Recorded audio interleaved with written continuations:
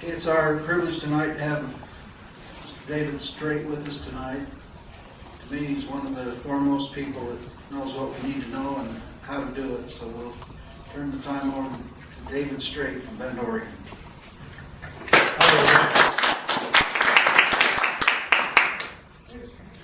So can everybody hear? Oh, he's good.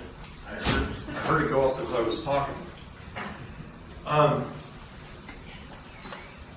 The biggest thing is we got a lot of different people in the room at a lot of different levels in this process. And the most important thing is, like any school, we've got to have the basics. We've got to have the basics of what we're talking about, or we can't move forward. So I'm going to try and cover a heck of a lot in 3 hours. I don't know if I can do it. Usually I talk a lot longer than that. I'm not going to be tripping over that, I'm sure. Excuse me, David, just a second. We'll take a break at 7:30 for those that are worried about that, like me. Okay. You just tell me when. Okay. So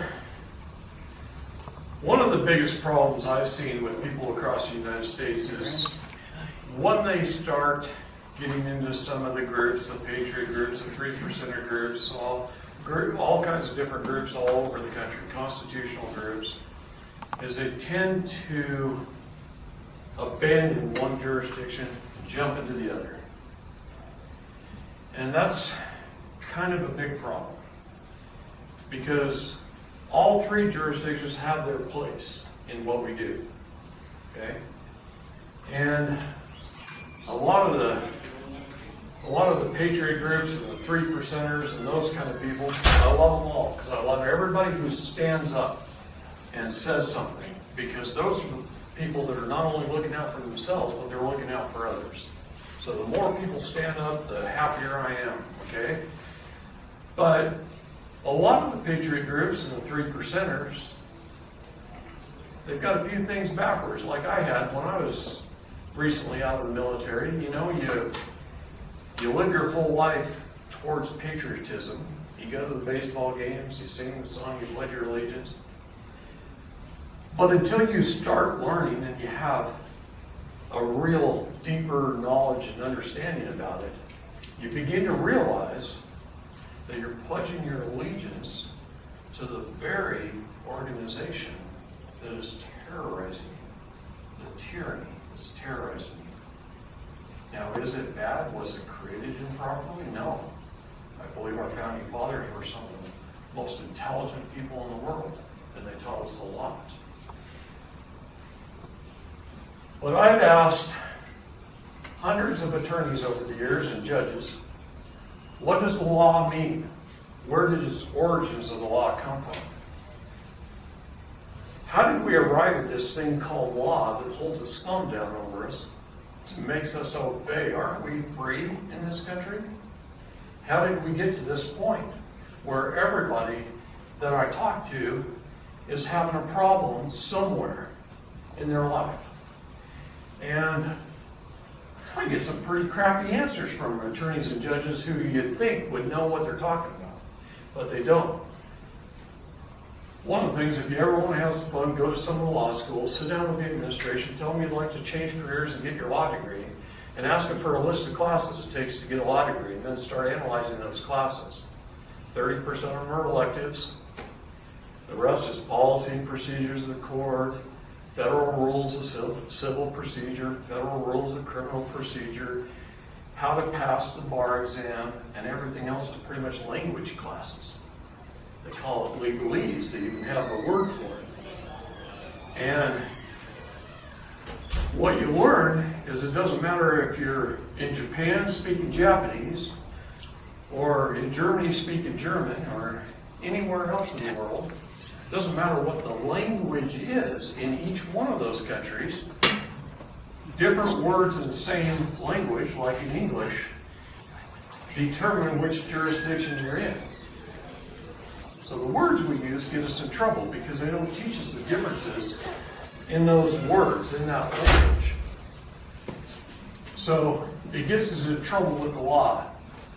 So to answer the question, I started researching. And in Genesis 1:26 through 28, God gave man dominion over the land and everything in it, the air and everything in it, and the water and everything in it. He gave man dominion over all three, and these became jurisdictions of law that were set aside by the Vatican in what we know as the first three testamentary trusts. So in the first trust, the Vatican in 1455 set aside the jurisdiction of the land. And if you know anything about trusts and trust law, it's all ecclesiastical or canon law. It's the jurisdiction of the air that regulates trusts. So, in the jurisdiction of the land, they made King Ferdinand of Spain the trustee. And King Ferdinand was a good, honest man, good Christian man. And he said, no, I'm not going to accept it. It belongs to all mankind. God gave it to all mankind in Genesis 1. And so he passed a trusteeship to the jurisdiction of the land to mankind. All mankind in the world. That became known as common law because it was common to all of us. Okay? The jurisdiction of the air, the Vatican, they retained the trusteeship for themselves. They became the trustees of the jurisdiction of the air. And that became ecclesiastical law or canon law. Ecclesiastical law has to do with heaven and hell, lost souls, and how to live righteously and not go to the devil and all kinds of things. But it also is trusts. So this is love thy neighbor and do no harm. This is trust law. The jurisdiction of the water, the trusteeship was given to the monarchies of Great Britain. It became known as the Crown Inc., the world's first corporation, the Crown Inc. Today, that is owned by the Queen of England and the Queen of Holland.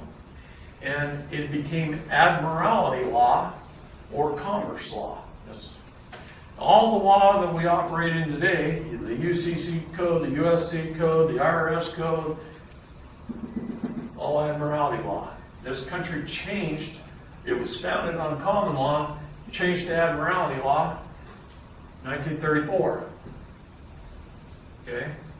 And then we adopted the UCC and other various forms of admiralty law. But that became contract law. There has to be a contract. Well, the problem is there's different types of contracts. And a true contract has to have 8 elements to the contract. Okay? But these attorneys, they'll do a contract that's really just a tacit agreement. And we'll talk about tacit agreement in a second. So, contract law, 3 testamentary trusts, set aside the first 3 jurisdictions. There's only 3 jurisdictions. The Bar Association uses the word jurisdiction to confuse the general public so you don't learn this. They'll say it's in the city's jurisdiction or the state's jurisdiction or the federal government's jurisdiction or some agency's jurisdiction. All they're really doing is replacing the word venue for the word jurisdiction. It's in the city's venue or it's in the county's venue. And I call them on it in court and they go, oh yeah, you're right. Why don't you just say it right the first time, right? So, juris means law. That's what that word means, law. Diction, what do you do with a diction? You look words up in the dictionary. Diction means words. The words you use determines the jurisdiction you're in. Okay? So, you can travel freely upon the roadways in your automobile or carriage with nothing more than your passport, and you have all the protection in the world. Your passport, if you pull your passport out, would be in the same pocket that this was in.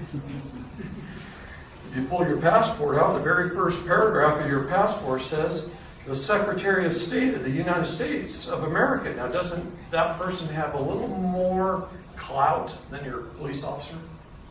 Okay? A little higher authority.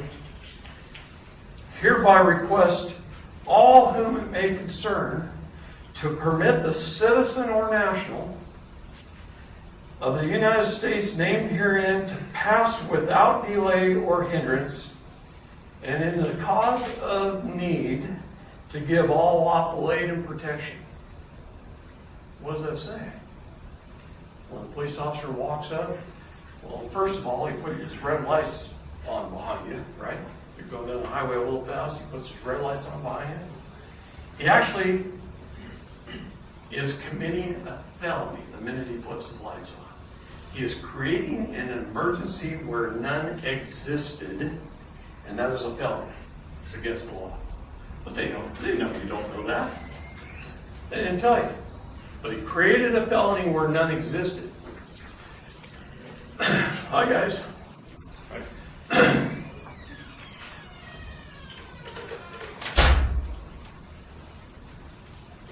So, he walks up to the window, and you roll your window down, and he says, "Can I have your driver's license, proof of insurance, and registration?" And if you just gather them all up and hand them to him, he's got tacit agreement of you being a citizen. Just from the mere fact that you handed it to him when he asked. Why? They're taught how to get tacit agreement of these three things within 60 seconds. And so is a judge when you go to court. And I'll do the court version here in a minute. The word citizen means employee. You're offered a benefits package. See, after the Revolutionary War, the king said, those British soldiers who would like to stay will leave here on these shores to provide the free men of America with essential governmental services. They will be citizens of America. Citizens. Employees left to provide the free men with essential governmental services. Okay? The word person. Word person means entity or office of. Person was created by your birth certificate. So I'm going to tell you a little story about Mom. Mom walks into a foundling hospital. She's about ready to give birth. And all hospitals and churches in the United States were designated as foundling hospitals in 1912. The word foundling is a safe place to abandon a child. That's the word found. Happened in England. Everything that happens in this country happened in England about 100 years before. Is that F-O-U-N-D-L-I-N-G? It is. Perfect. So, the hospitals were designated as foundling hospitals. The mother walks in and she's declared indigent and a pauper. That makes me mad a little bit when I talk about it. She goes through childbirth. All she wants to do is get home to her bed with her brand new baby, right? That's all she wants. Well, she's just gone through a period of duress, a major medical procedure called childbirth, probably under the influence of painkillers, and they hand her some papers to fill out and tell her, this is just to give your baby a name and get her registered. See? Well, Mom, under duress, signs it as an informant. An informant. The legal definition of the word informant is someone who gives up someone else to another. She just signed away title to her child, to the state. Does it have informant under the name when you sign it? It's on every birth certificate. Says you're signing as an informant? Sure. That's the latest photos? Yep, that part of it. It's not all of it. Wait till I'm done. See how mad you get. Okay? So, it's sent to the Department of Human Resources, and registered, bonded, insured. A CUSIP number is created. A CUSIP number is an investment control number regulated by the Securities and Exchange Commission. It is on bond paper. They bonded it through a bank. So your birth certificate is a bond paper, and on the bottom of it somewhere there's usually a bank name, and the letters so small you can barely read them. And if you were born between 1933 and 1975, you were bonded for $630,000 and insured for $1 million the day you were registered at birth. Okay? If you were born after 1975, in 1975 they raised the amounts, you were bonded for $1 million and insured for $2 million. It doesn't end there. So maybe around age 5 you get a Social Security number. About the time you have to go to school, you need your Social Security number. Social Security number is also a CUSIP number, an investment control number regulated by the SEC.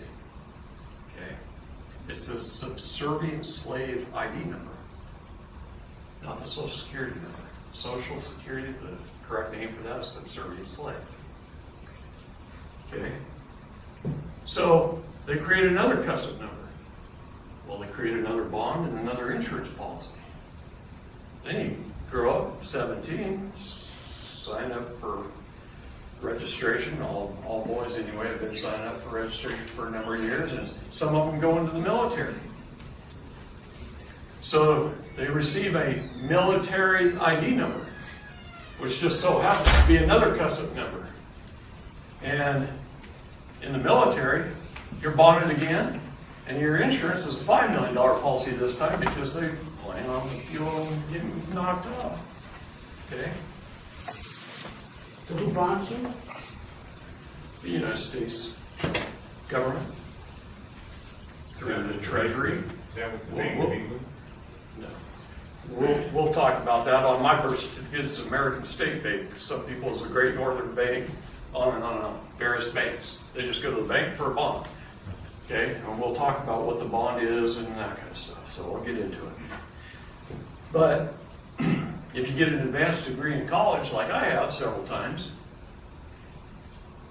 those student ID numbers are also CUSIP numbers. See, they figure the more educated you are, the more money over your lifetime you earn, they bond and insure you again. So some of us have 5, 6, 7, 8 life insurance policies on us, in our name. And every time they create a CUSIP number, that's all sold in the open market, buying and selling it. I can go to a website and type in any of your Social Security numbers, your birth certificate number, your military ID numbers, and I can show you what companies are buying and selling you today. And you know what? It doesn't end there. Even when you die, your Cesta QB Trust, can I write that down somewhere?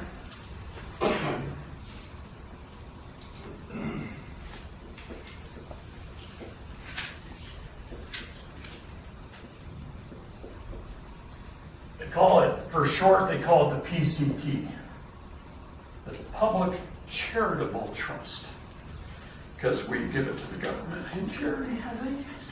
But anyway, so it's all bundled in the Cesta QB Trust. The first Cesta QB Trust Act was in the year 1666. 666, maybe? Anyway, it's the Cesta QB Trust Act. The United States adopted it in 1933. Okay? And everybody's birth got registered ever since. Bought and insured, sold on the open market. There's 3 ways the government can get at the money in that trust. And that trust lives on in perpetuity, forever and ever and ever. But something happens to it when they receive your death certificate. We'll talk about that in just a second. But it lives on in perpetuity. Now, I kind of lost my train of thought here for a second. So, anyway, with the Cesta QB Trust, we literally, every single person in this room is worth millions and millions of dollars. Now, up until a few years ago, I knew it existed because I read canon law. Talks all about it throughout canon law, all about Cesta QB Trust. I read the Cesta QB Trust Acts of 1666 and 1707, and you know, we've had all these acts over the years, and I've read them all. And so I knew about them. I knew they existed, but it was very difficult to prove. How does immigration, there's more people that bring in here to raise up their numbers? Well, I'm just curious. it does, but that's just a transfer of assets. See, because any United Nations country, all 174 of them, doesn't matter if you're in Canada or wherever, Australia, Japan, all 174 countries operate under the United Nations, and they all do the same thing now. They've all standardized. Okay? Even Iceland? No. Okay. Or Bulgaria, or there's, you know, 203 countries in the world, and 174 of them right now. So I'm amazed because it used to be in the 190 range, and a lot of countries like Iceland pulled out of it. You're getting wise. Bulgaria pulled out of it. So there's countries.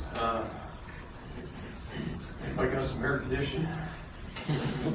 I wore a way too warm a shirt, I guess. Woke up and saw it was raining. Anyway,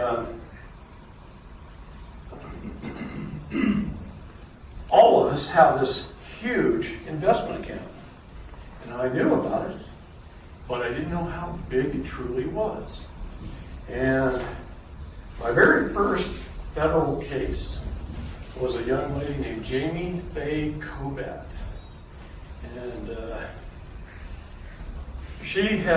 she's a grandmother and had an autistic son and went through a divorce, and her ex-husband happened to work for a police department as a mechanic and knew everybody in town, and later married the district attorney and was pretty connected, but he was kind of narcissistic, and he beat her up a few times and stuff, and she moved 3 hours away over the mountains, and she had an autistic son with him, and they had, you know, visitation rights back and forth and all that stuff.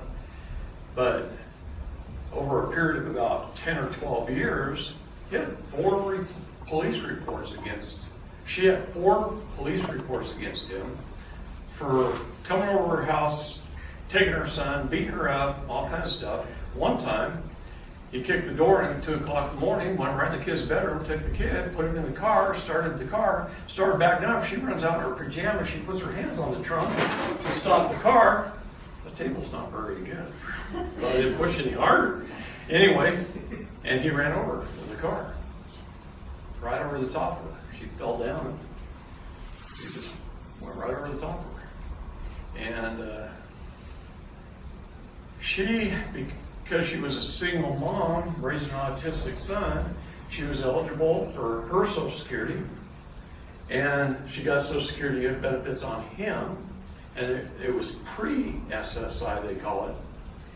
And then she had gotten some TANF benefits, which are state food stamp benefits, and medical, because her son was going to the doctor all the time, you know.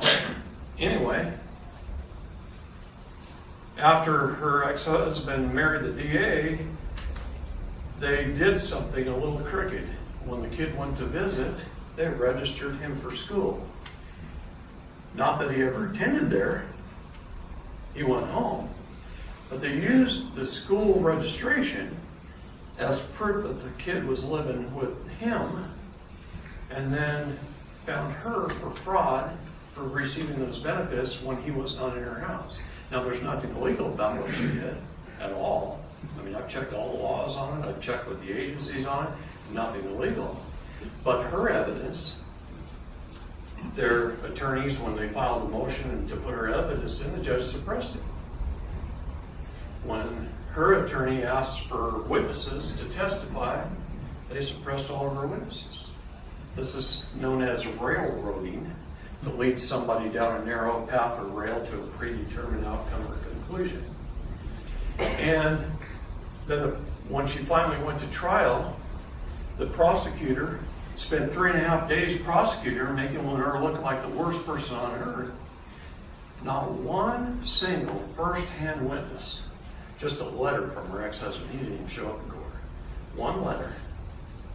No real proof, no nothing. Denied all her evidence, denied all her witnesses. She got, her trial was 4 days. 3.5 days of prosecution presented their case. She got 2 hours, jury deliberated, came back in about an hour, got her guilty on all 4 counts. I met her about 30 days later, after the trial, after she'd been found guilty, but before her sentencing. Okay? And we went to work. Her and her husband came up in a motorhome, parked in the Walmart parking lot, and every day I drove over there and I taught her, started teaching her, started going through her evidence. I got 300 pieces of evidence on her behalf, including affidavits of witness testimonies that the court during her trial denied, but I got put onto the record. See? And then we show up for sentencing, and we went through sentencing. In the very first sentencing, we got 2 of her charges dropped immediately because we kind of paid him in advance. All right? He knows this story because I spent time telling him, but Very good. paid him in advance. So we get into the sentencing here, and I said, wait a minute, you know, these are paid in full. You can't charge somebody for something that's already paid. So he dropped 2 counts right away. And then he suspended sentencing for a month. And we went after him some more, and so on and so forth. Now I do it kind of all in one shot, what I used to do in little pieces, okay? But,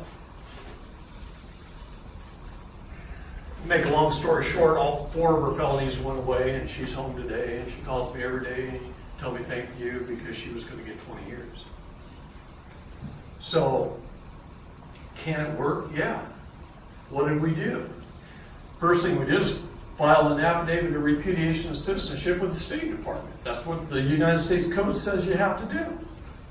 Most of these people that are trying to say they're American state nationals have never done that, therefore they are not American state nationals. Now I'm going to qualify that. They really are. They never were citizens in the first place. See? But the government holds us to a tacit agreement of this. So I told you how a police officer gets your tacit agreement of these 3 things in the first 60 seconds. He says, give me your driver's license, proof of registration, and insurance. You hand them to him. You got a tacit agreement that you're a citizen. All he's got to do is look at your driver's license and your name spelled in all caps. It's got your address on there with your zip code. Now he has a tacit agreement that you're a person or resident. The legal definition of the word resident is someone there temporarily to do business. Stupid. Someone there temporarily to do business. By the very use of your zip code, the federal government put you in Washington, D.C. There's 325 million of us that all live in Washington, D.C. Every time we use a zip code to put it on a letter. We just reside, as you guys are, in Utah, temporarily to do business. So now they have full jurisdiction over you. There's nothing you can do about it. You were about to say the 3 ways that they can take the money. I know. Okay. Thank you for reminding me. The 3 ways they take the money: they find you guilty of a misdemeanor or felony. They can get at your money. They take your kid because they own it. They have title. Do you understand what happens when CPS knocks on the door? They've got a couple of police officers, sometimes in California, a SWAT team. And they kick your door in, and they walk in and they steal your child. 99 times out of 100, they don't even have a warrant. And even if they did have a warrant, it's an invalid warrant. Why? Because our Constitution says it must be from an Article 1 or an Article 3 court. The warrant must state the address to be searched, the specific location to be searched, like I'm going to search her bedroom or his bedroom, and it's supposed to say what they're searching for. Drugs, things like that, okay? Whatever. And that ain't even good enough. It's supposed to be backed up by a sworn affidavit or claim sworn under the penalty of perjury or a sworn testimony in a court of law under the penalty of perjury, and then it's a valid warrant. They show up with something that's about as good as a blank piece of paper. Doesn't mean diddly squat in the law, and they hand it to you and they just walk in the door. You don't even get a chance to read it, right? No, you're supposed to have time to read it too, in full. They're supposed to wait for you, but do they? No. And I guarantee it's not even from a de jure court. There's only 2 de jure courts. State Supreme Court, Federal Supreme Court, Article 1 Court, and Article 3 Court. That's it. All these other courthouses are all privately owned corporations. In fact, the one here in Cache County, there's 7 counties, all owned by the same guy. The headquarters of the corporation is in Ogden, Utah. You call it government? Really? Okay. What is the police force? I hope somebody in here is an attorney or a prosecutor or a judge or a state legislature, because I love standing in front of the state legislatures. I've spoken at the state capitals, several of them, and letting them know the bullshit that we're under. And I don't mean to cuss, but I get kind of mad once you study it as much as I do and you really learn the true amount of the fraud. We haven't had a de jure government in this country since March 22nd of 1861. In fact, really just a little bit before that, when a gentleman named Abe Lincoln took office. See, Abe Lincoln is not the wonderful president that tells no lies and chop down a cherry tree that we're all led to believe, right? An honest Abe. Little children are taught to put on a plate 407 years ago, right? You know the Gettysburg Redress was a trust. If you know what trusts are, what the elements of a trust are, you can read the Gettysburg Redress, and it was all laid out as a public trust. Okay? Lincoln was a pretty good attorney. But, you know, he was the governor of Illinois before he ran for president. And he was a follower of Karl Marx in 1848, and he ran for president several times and lost. Why? Because the people didn't want him to be a president, because he was a communist. If you read letters and journals of people who lived during the time, that's what they said about it. And he passed several communistic laws. Lips are sticking together. And when he was governor of Illinois. That's why Illinois is still screwed up today. Okay? And that's why the United States is still screwed up today. You know, I grew up to worship Abe Lincoln. I thought he was awesome. And the little kids are taught persistence. You know, he ran for president 6 times, but he finally made it. So you guys just hang in there. So they're taught persistence by Abe Lincoln, by our school system. Everything that's taught in school is a lie. I could go through their historical textbooks and show you that it's all lies. Why? Well, now I'm getting off the subject. I'll tell you in a minute. So, they get this tacit agreement. So how do they get a tacit agreement in a court of law? Let's just pretend this is a courtroom. I'm the judge, okay? The court starts at 10 in the morning. You guys are all sitting there at 9:45 twirling your thumbs, waiting for the judge to walk in. He turns the doorknob to walk in, and the bailiff says, "All rise for the Honorable Judge, David Straight." And everybody jumps up off their seat, stands up. You just got a tacit agreement that you're a citizen, because employees stand when their boss walked into the room. Isn't he our public servant? Didn't we elect him to be a public servant? Or maybe he was appointed to be a public servant, depending on the court, okay? We, the people, are the boss. We don't stand when the judge walks into the room. First of all, he's not a judge. Not in any of these lower courts, only in the state Supreme Court and the federal Supreme Court. Then they're judges.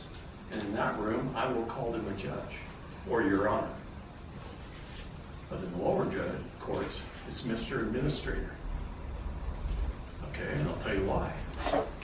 What is the legal definition of the word court? If you look in a legal dictionary like Black's Law, 4th edition, or Beauvair's, it says see bank, see post office. All courts in the United States were created as United States District Postal Courts.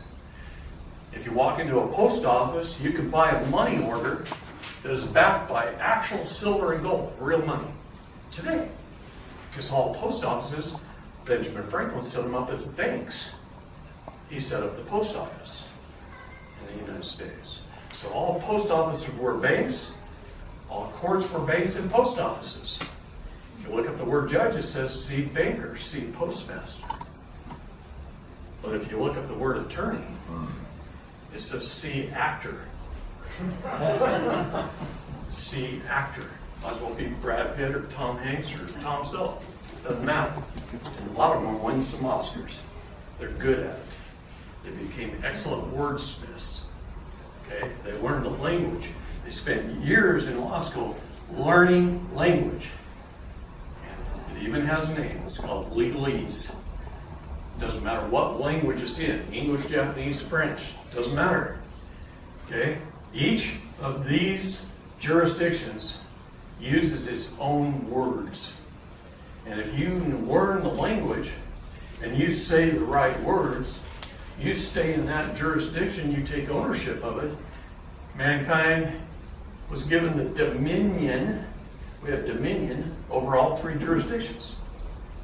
So you learn language, like traveling upon the roadways in an automobile or carriage. A car, the word car, is short for carriage. That is this jurisdiction. What is this one? I'm driving or operating a motor vehicle. Now, who has to have a driver's license? Anybody know who has to have a driver's license? I know you do. You've taken this class before a couple of times. Okay, it is somebody driving an Uber, a taxi, a bus driver, school bus driver, somebody employed to do it or charging a fee for their service. Hauling passengers for hire is what they call it in law. Passengers for hire. A truck driver, somebody hauling goods or services for resale for international commerce. Not the ones that go from Salt Lake to Logan and back to Salt Lake and to Logan again and back to Salt Lake.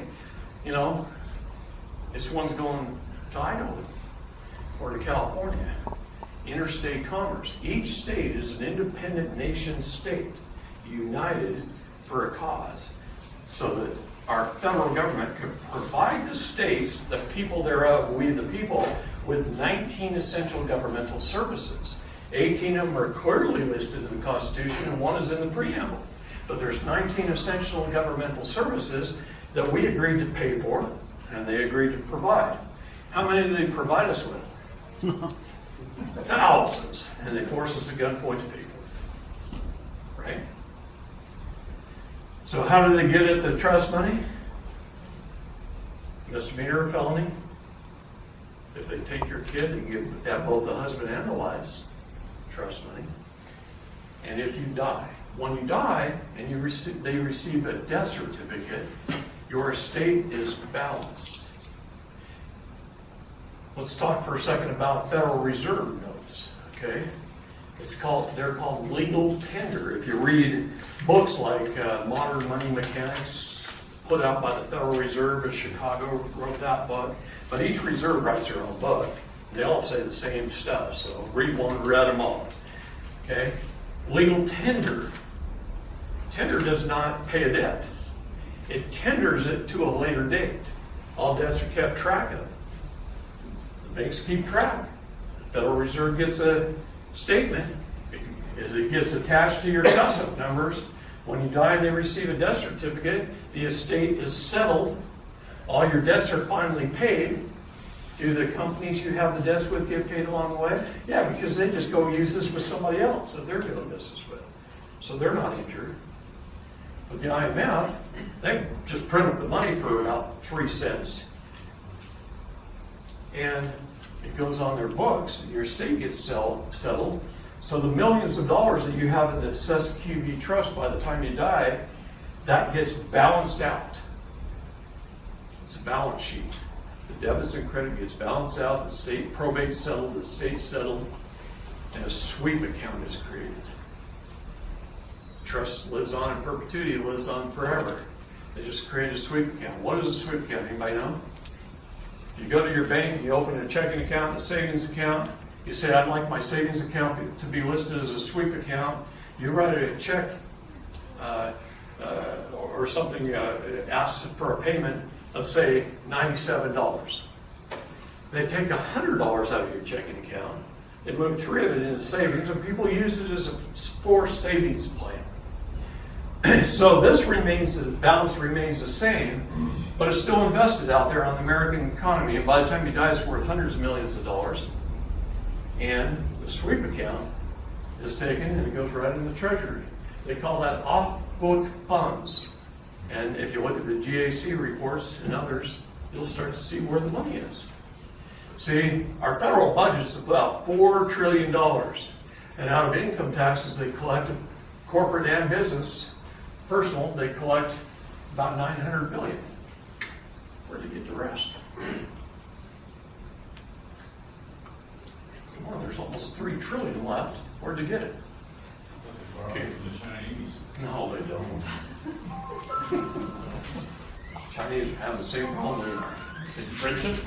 No. They take it out of our SSQB trust. In fact, the Department of Fiscal Services says the Department of Justice is the biggest contributor to the federal budget by far. By far. In fact, the $990 billion isn't even there. All that went directly to the IMF to pay for interest on our bankruptcy. So no taxes go to our federal budget. That just goes to IMF for interest on our bankruptcy. Everything of the federal budget comes out of SSQB Trust. Now, the Department of Fiscal Services says the Department of Justice is the biggest contributor by far. Where do they get their money? Our court system throughout the United States. See, when I was doing Jamie Faye Kobat's case, we started researching fidelity, and I showed him all the documentation this morning. And we went through all the paperwork, and I showed him all the treasury bills that had been cashed in, and it was 300 here at 25,000 a piece, and 100 here at 10,000 a piece, and pages after pages after pages of them as they were liquidating her trust, so that they could take money out of her account, and it was liquid capital when the court found her guilty and sentenced her. And we saw exactly how much her account was worth. You remember? It was, 28 billion. yeah, something like that, yeah. And then it went up to 35 billion because we extended the sentencing date. This one little old grandma. That's how much was in her account. But see, that $630,000 note, and then the $1 million note on the Social Security, and then she got a degree, another $1 million. Those bonds, over a long period of time of 50 plus years, kept growing and growing and growing and growing and growing and growing and growing. United States Treasury bonds is the full faith and credit of the United States government based upon each one of our labor. We're the subservient slaves. If that doesn't make you bad, I don't know what else will. It sounds like a pipe dream when you see the real figures. I mean, we never hear anything about any of this. No. But see, I can show you all the documentation and all the, I went through pages and pages of documentation with him and Jim this morning. So we need to confront some of our leaders about some of this stuff and show them we know what the hell's going on, because what's it say? The suck's got the true sense. Well, you don't think they all know? A lot of them don't know. no, here's the thing. If you're going to pull off a con on somebody, let's say you're one of the council of 13, and you're going to pull off a con on somebody, or a large group of people, let's just say it takes 50 people that you've got to hire to pull off that con. If you told them what the entire con is, they're not going to do it. Why? Because people are basically good, honest, moral people. That's been my experience throughout my lifetime. Most of you guys are good, honest, moral people. There's a few of them you got to question, but I'm kidding. But anyway, they are. So if you told them what the con was and that you're going to be ripping off a whole bunch of people, they'd all quit and go home and nobody'd do it.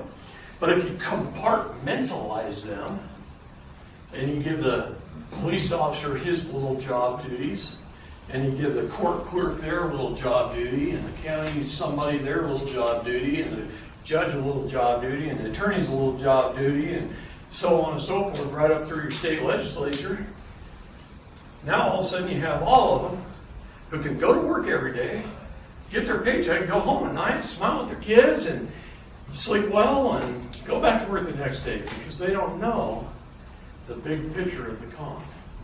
And let me tell you something, the government hides everything in plain sight. Everything. They publish everything. But they'll publish a little bit here, and there's one piece of the puzzle, and a little bit here. And as Edward Mandell House wrote, because he's the one who thought up this plan between 1912 and 1933 and pulled it off over 3 different presidents. As he came right out and said, only 1 in a million will ever learn it. And then we have plausible deniability, because we did it over several administrations, several presidents, several this, several that. There wasn't any one person responsible, well, except for Edward Mandell House. So you know what he did? He refused to take a position in government.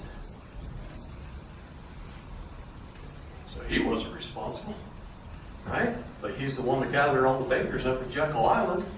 They created the Federal Reserve under the Aldrich plan, the big octopus. And he's the one that had Woodrow Wilson's ear. See, he was a big oil man from Texas. And he had Woodrow Wilson's ear, and he got Wilson to sign over the government. Wilson's last speech, he stood up and said, if there's only one thing I regret as being president of the United States, is that I gave away our country to a small group of greedy men. He admitted giving away our country. During that time, they created foundling hospitals. The whole plan, it had to start from foundling hospitals, and it worked its way right up to Eisenhower and his New Deal. And we have the whole Cesta QB Trust Act to thank for it. So his whole plan was a con job. And so many people pulled it off that everybody had their own little compartmentalized piece. Nobody actually did it. Who do you hold accountable? Right? And you can't hold him accountable because he wasn't in the government in the first place. And he was in the White House every day for about 20 years. But he didn't need the money, so he refused to take a federal position. See? So, anyway, where am I going with this? It's too hot, I can't think. Kick off your shoes. Huh? Take off my shoes? Yeah, cool out. You don't think these insulated hunting boots are making me sweat? So Genesis 2:7. And I, God, created man from the dust of the earth, and I breathed into his nostrils the gift of life, the breath of life. And man became a living soul. So what do we got to do? We've got to separate ourselves from here and be the state national that we were intended to be. All of our founding fathers were state nationals. We each lived in a nation state. We were a state national. State nationals were the arbitrators and creators of government. We, the people, created government. The U.S. citizen was created by government, by the 14th Amendment of the Constitution. They created government. They were created by government. A person, thanks to the Reconstruction Acts, Congress redesignated the word person to mean entity or office of. And a resident is someone there temporarily to do business. We need to inhabit the state we're in.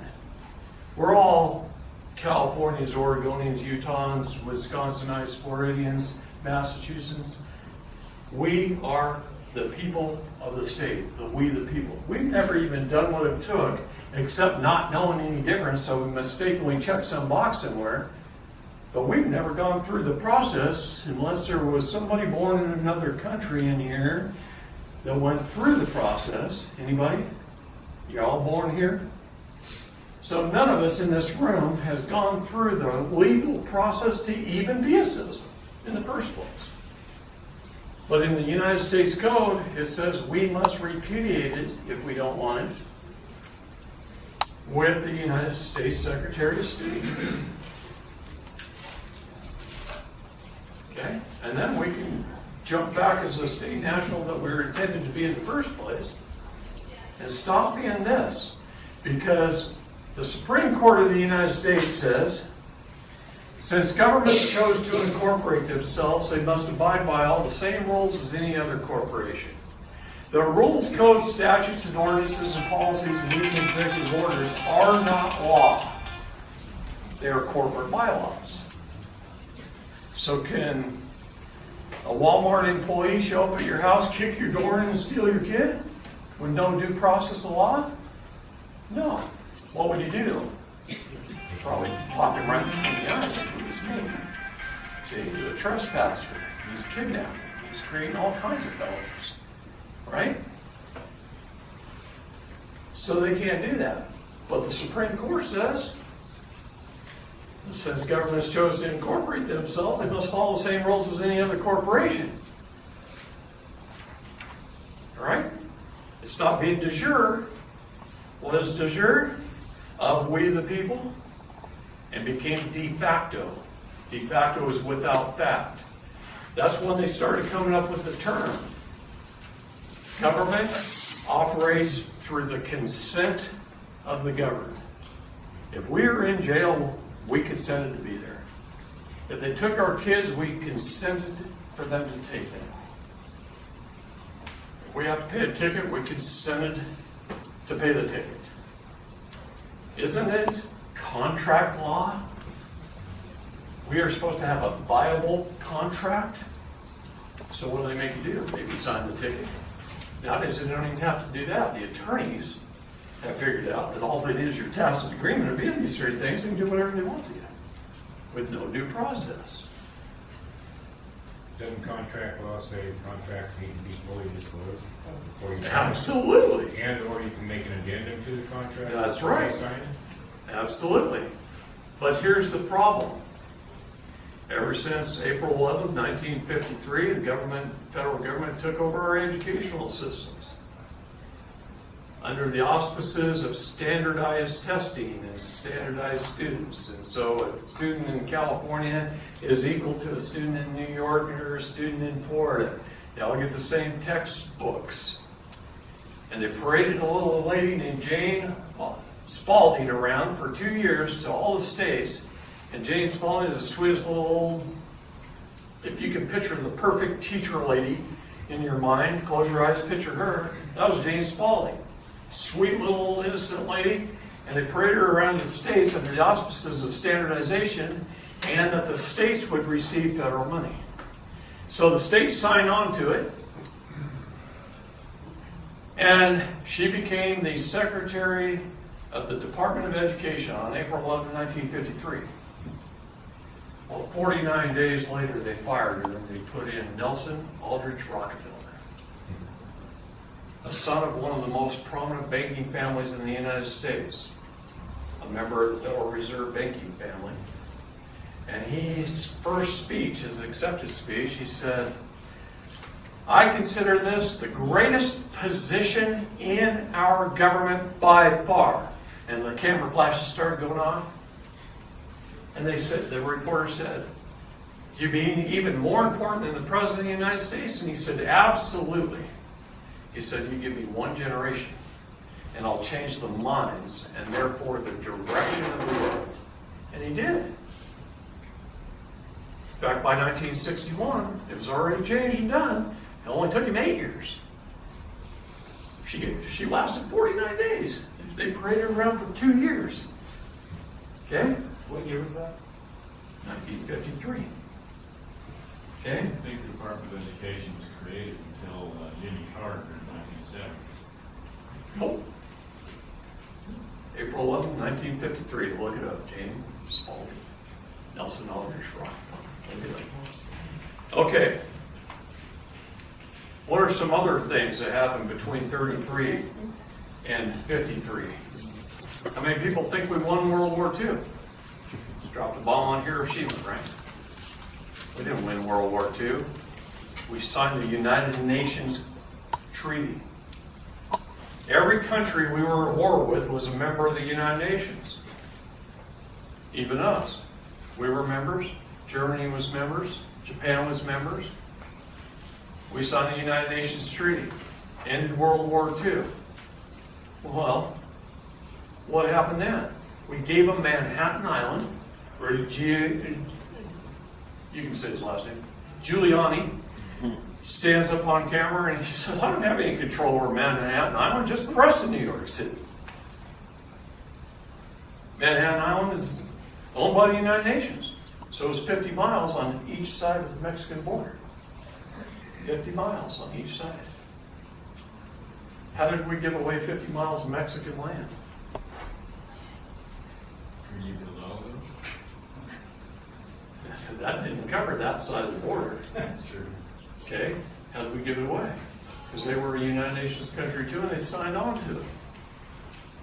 Now, do we know about it? No. Because no event has really happened in that area to know it. But in 2011, Twin Towers, New York City learned how little control they had over Manhattan Island. Okay, New York City learned a big lesson that day. Okay? So when you learn history, you start to put the pieces of the puzzle together. And when you learn history and fight the law in the courts. I was listening to Alex Jones the other day, and he said all that immigration is all through the United Nations. They want to bring 600 million refugees to the U.S. by the year 2050. The Secretary of the Treasury is not paid by the United States government. They're paid by the IMF. Okay? What was his comment? I didn't quite hear it. I said that according to Alex Jones, all this UN stuff, they want to bring 600 million refugees to the U.S. by 2050. I don't think things are going to stay together that long, but this immigration deal, Dave Hodges, they're training down in El Salvador. You look at these groups that are coming, a lot of the guys are all military age. When you couldn't buy 22 shells, Obama was stockpiling billions of rounds of ammo to give to these. Remember him bragging about having an army as big as the U.S. Army, civilian? Well, that's what they're doing, and you need to show them that picture you showed me about Gitmo since Trump got in.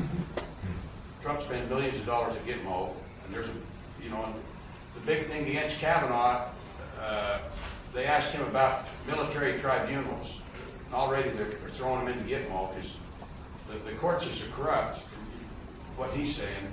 They can get him for treason, and Hillary can be thrown in there and seize all her assets, and end of story. We don't have to deal with any courts or Ninth Circuit Court of Appeals or attorneys. But at 600 million, they want to bring in the U.S. if they have their way. 600 million. Yeah. So you think this immigration is going to go away? It's not about helping the kids in that. It's about destroying America. Yeah. We're onto the bastards. That's what it comes down to. In December, right before President Trump's inauguration, that is an aerial picture of the buildings at Guantanamo Bay, Cuba. That's the picture today. See how much construction has gone on down there? They've already put in 3,000 pedophiles in that prison.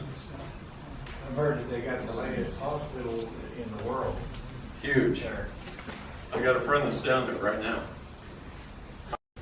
He was telling me about it, and I had to do some research. That's just what I do, but that's incredible. Some of the stuff. This gentleman has got some powerful information. A lot of documentation, huh? We were Yes, going sir. through documentation Yes, for hours this morning. I was just throwing it out there too. Well, it's part of the true sentence free. We do not realize how powerful those words are. Even that one about the DNC that you talked about, where about Constitution and stuff. You really want to bring that as subject to us? Yes, I do.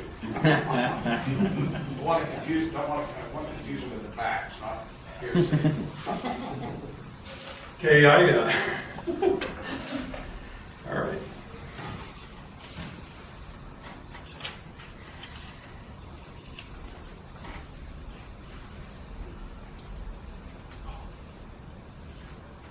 I'd like you to tell us what goes on at your death with this trust account. At your death? Yeah. Did I not cover that? You did, but The sweep account and so created so that just funds government. it all goes to the IMF, or who's it go to? Goes into the United States Treasury's General Fund. And the books are kept on the GAC, which is an off-book registry. So it's not traded with the stock market? Prior, when it's in the Sesta QV Trust, it's traded. So But not the money anybody can own pulled. that paper? Huh? Anybody can own that paper if they buy it? Sure. What about yourself? By an internet connection on this, I'd show it to you right now, but I don't. I'd have to do it on my phone, and nobody can see it anyway. But you can pull up fidelity.com and work your way through their website system and find it eventually. But you can go on gmeiutility.org, and it's pretty easy to find. All you do is hit the little magnifying glass in the upper right-hand corner, and it pulls up a little search box, and it says search for an LEI, and you type in your social security number or your birth certificate number or your military ID number, and it'll pull up a whole list of companies. I pulled it up for him. He can verify what I'm Blows saying. you away. You think this is all hearsay, and he shows you the whole hard fact. You think we've been had like nothing we've ever could imagine. I mean, Okay? And you can pull up a whole list of companies that are buying and selling you today. Ever since your birth certificate was created, you've been sold through United States Treasury bonds. See, the minute they bond you with that bank, all that means is they're creating, you're born since 75, they're creating $1 million of United States Treasury bonds. And those are available now for sale. Every child that's born. Another $1 million is available for sale. They just create Treasury bonds. And any grandmother or company, usually it's companies. Go ahead. What is the bonds and trust still when you become state national? They still exist. Do they still trade it, even though you are a state national? Lives on in perpetuity. I can pull up my dead father and my dead wife's father, and I can show you how that they are being traded today. I can put their social security numbers in. It lives on in perpetuity. My dad's been dead since 1989.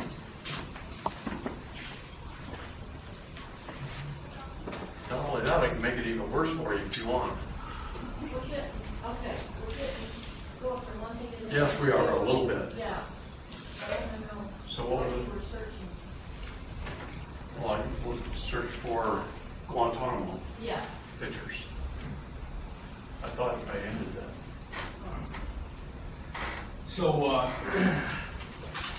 get all this. We've been had. How do we become a state national? Affidavit of,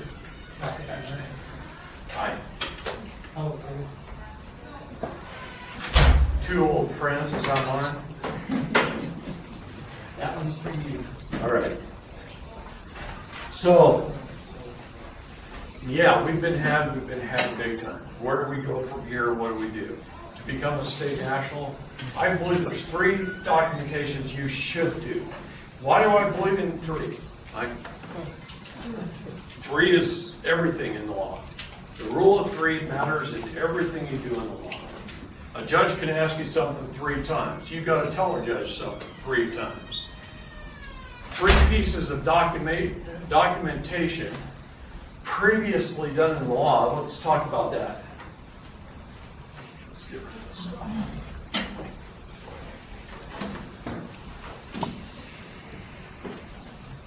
There's scripture that says in the mouth of 2 or 3 witnesses shall every word be established. Right.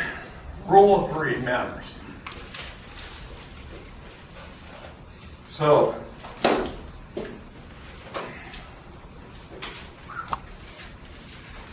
I'm getting off track pretty easy. It's a problem with 3-hour classes. I can cram so much into you when you talk for 16 weeks. I can stand up here for 16 weeks straight and talk to you, and I couldn't tell you everything. I've got 300,000 pieces of documentation on this computer on the iCloud. 300,000 plus pieces, more than that now. So, rule of 3. What was I getting at? 3 elements of trust. Okay, thank you. The 3 documents I believe you need. The United States Code says you must do an affidavit, I'm going to shorten this, of repudiation to the State Department, Secretary of State. Secretary of State. Man, I came up with it. All right. Been talking for 10 days straight. We don't have a Secretary of State, so who do we go to? Yes, you do. It's a United States Secretary of State. Oh, United States, okay. United States Secretary of State. What used to be John Kerry and Hillary Clinton, you know who it is now? Anybody know who it is now? Pompeo. Okay, affidavit of repudiation. If you have the ability to, and most of us Mormons do because we're good at genealogy, you do a patent of nativity. I can show you mine. All you're trying to do is show that your lineage existed in this country, and you only need one line to do it, to show that your lineage existed in this country before government was formed in this country. You've been here longer than they had. So you have priority. Then a deed of reconveyance.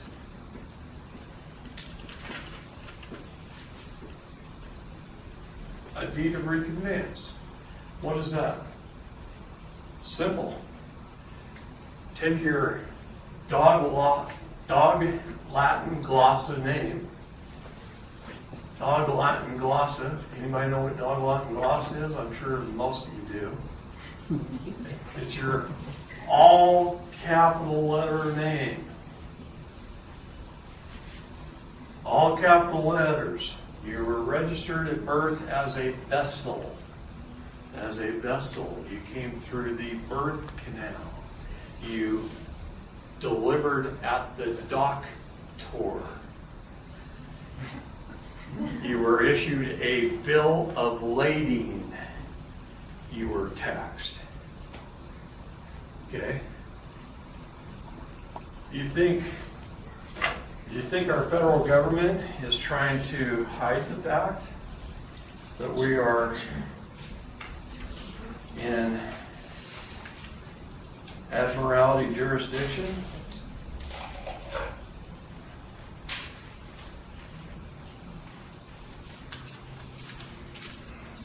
Can't be that far back, come on. Time marches on, doesn't it?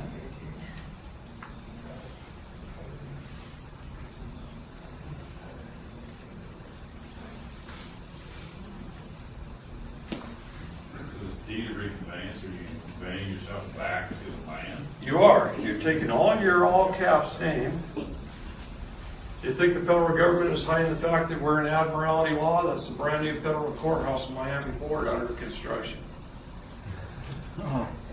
Where's that? Miami. It's a ship at 4 docks. Okay? That ain't the only one. Start looking at it. Get on Google. Start looking at some of the pictures of the federal courthouses. Even the Portland one, Portland, Oregon one, which has been there forever, it's just a square building on the outside.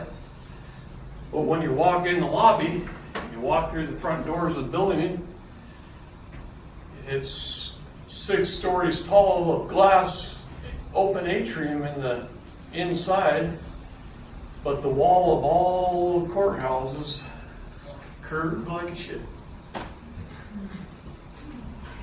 And that building's been there 100 years. Okay? So your all caps name is you take your all caps name and spell it every which way you think you can. See, in the military, they put your last name first, middle, first name, middle. You want to spell it in full. You want to spell it with your middle initial period. You want to spell it every way you can think of spelling it.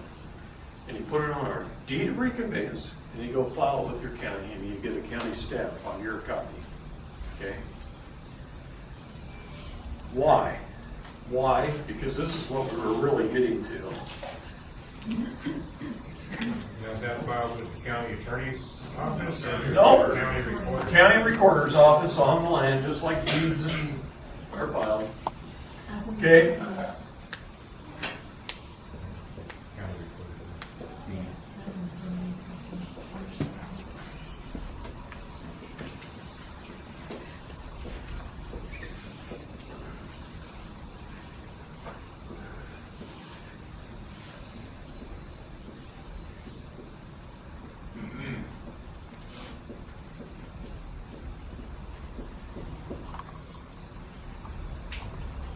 You might laugh when I tell you that that's the four most important words in the law.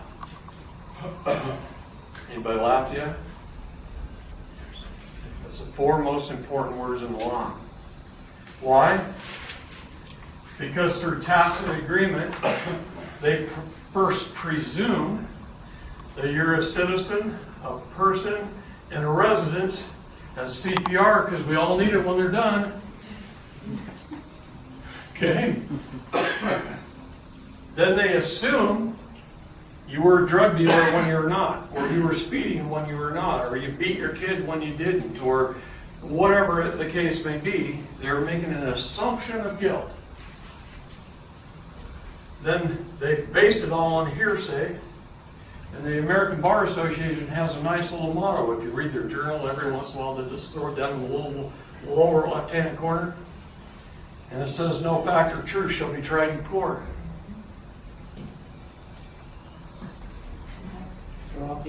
What? Not any reaction on you guys? Y'all dead? No fact or truth shall be tried in court. See, you hire an attorney, like them or not, they might be your next door neighbor and your best friend, okay? But the minute you hire an attorney, you're declared incompetent, a ward of the state, unable to speak for yourself. You automatically are a citizen, person, and a resident. See, in the law it says, under attorney, who can an attorney represent? You look that up in the law. It says an attorney can represent a corporation, an entity, a minor, somebody infirmed, or somebody incompetent. Anything excluded from the law, it does not belong there. That's a rule. Anything excluded doesn't belong there. So it only says what? A corporation, an entity, a minor, somebody infirmed, or somebody incompetent. Does it say a man or a woman anywhere? An attorney cannot represent a man or a woman. They cannot represent a man or a woman. That's why they represent you under your person, your persona. Anybody starting to get pissed a little bit? Been for a long time.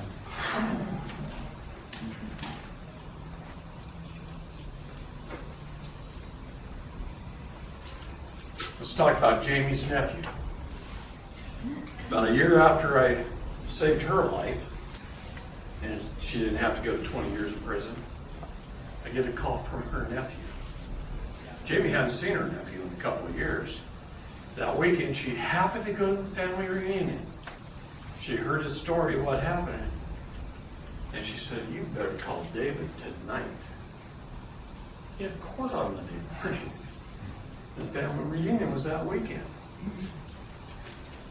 Nathan was a young man, fairly recently married, had 2 young babies, about 10 years out of high school. He had a good job, renting a nice little house in town, nice car, and he went to Safeway. And while he was in Safeway, he ran into 2 old friends from high school he hadn't seen in 10 years. And he said, "Hey, why don't you come over to our house tonight? We'll have a beer." They were beer drinkers. "We'll have a beer and catch up." And these 2 friends showed up pretty well toasted. And then when they walked through the door, the good host Nathan hands them another one. And one of them was about this tall, and the other one was bigger than him. And he's a pretty big guy. And they kind of got a little belligerent with each other, and Nathan said, "You know, I haven't seen you guys in 10 years. If you're going to act like that around my wife and my kids are sleeping in the back, I suggest you just leave." And they walked out the door. They went to their car. The little one got in the passenger's side. The big one, now he goes back in Nathan's house, and he walks up to Nathan, and he grabs him by the throat, and he holds him up against the wall. Nathan's a concealed weapons permit holder. He reaches back behind, and he goes like that, and the big guy saw it, grabbed his wrist, and just held it up in the air. Right?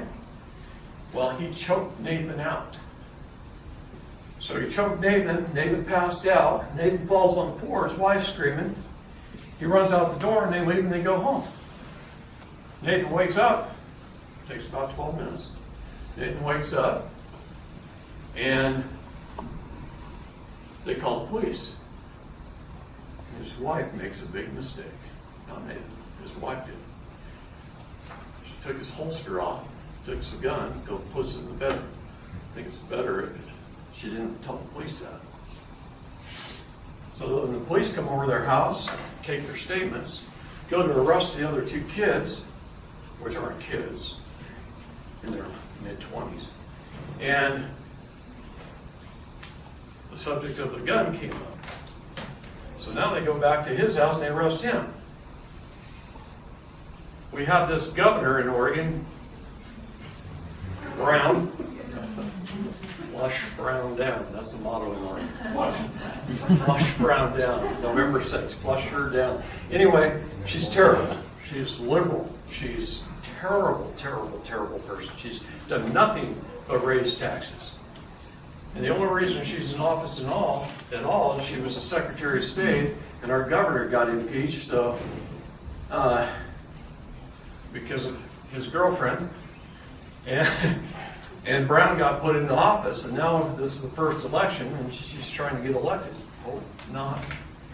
But anyway, her theory is, I'd like to have all the guns, so any crime that involves a gun in any way, shape, or form, let's punish the hell out of them, okay, whether it's right or wrong.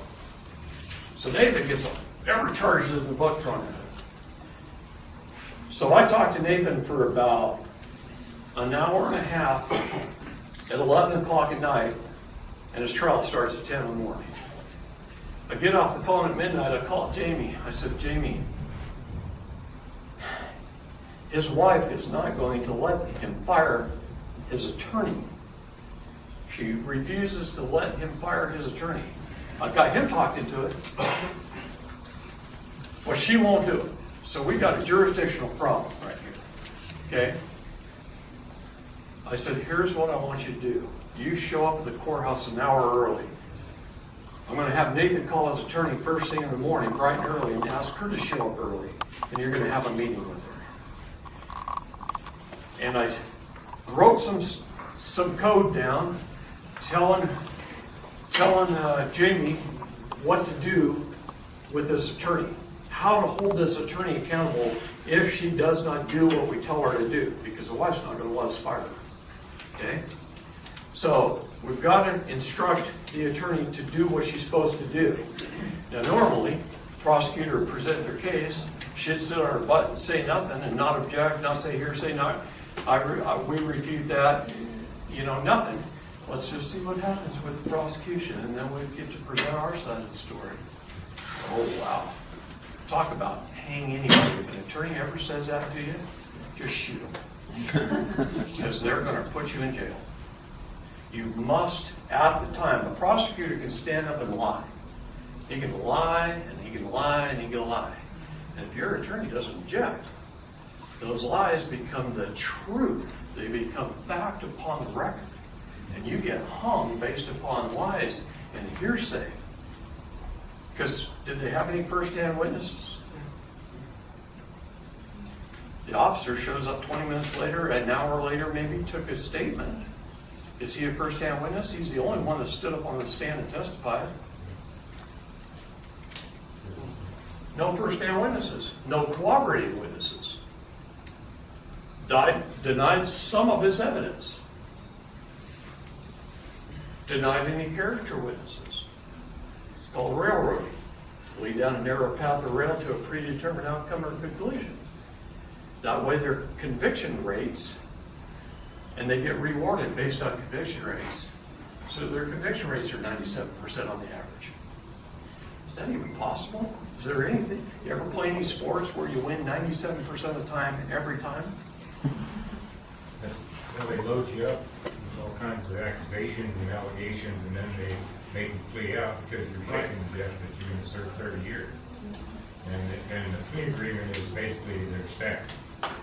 Right. They loosen up.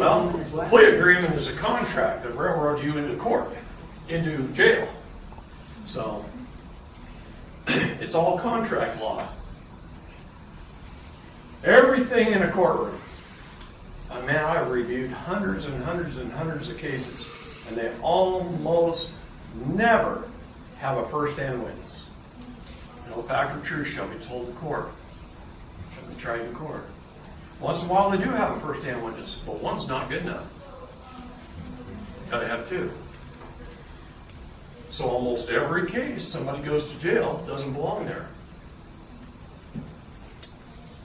One of the reasons we do jury trials, not a trial by jury. See, in a jury trial, regardless of what the jury actually says, the judge can overturn it and do other things. But in a trial by jury, the judge can't overrule the jury. Okay, so that's the difference. Never ask for a jury trial. Always ask for a trial by jury. Oh, no, wait a minute. It says a jury trial must be of your peers. Look up the legal definition of the word jury of your peers. What does that mean? It means somebody from your own neighborhood who knows your character and your situation in life. What does the prosecutors do if anybody coming in for jury duty actually knows who you are? Get him out of here. He might like the guy, or he might know that he's an honest man. You see? Now, if they know you're the scum of the neighborhood, that might not be a good thing. Okay? But if you're an average human being, a jury of your peers is going to judge you based on what you did and if there was any background reason for it. Maybe your home just burned down and you lost your wife and your dog and your job. Sounds like a country song. But they know that you just went through some circumstances that maybe that's the reason you did what you did. I'm not going to say what it was, but it could have been anything. I could have made about 25 things up there.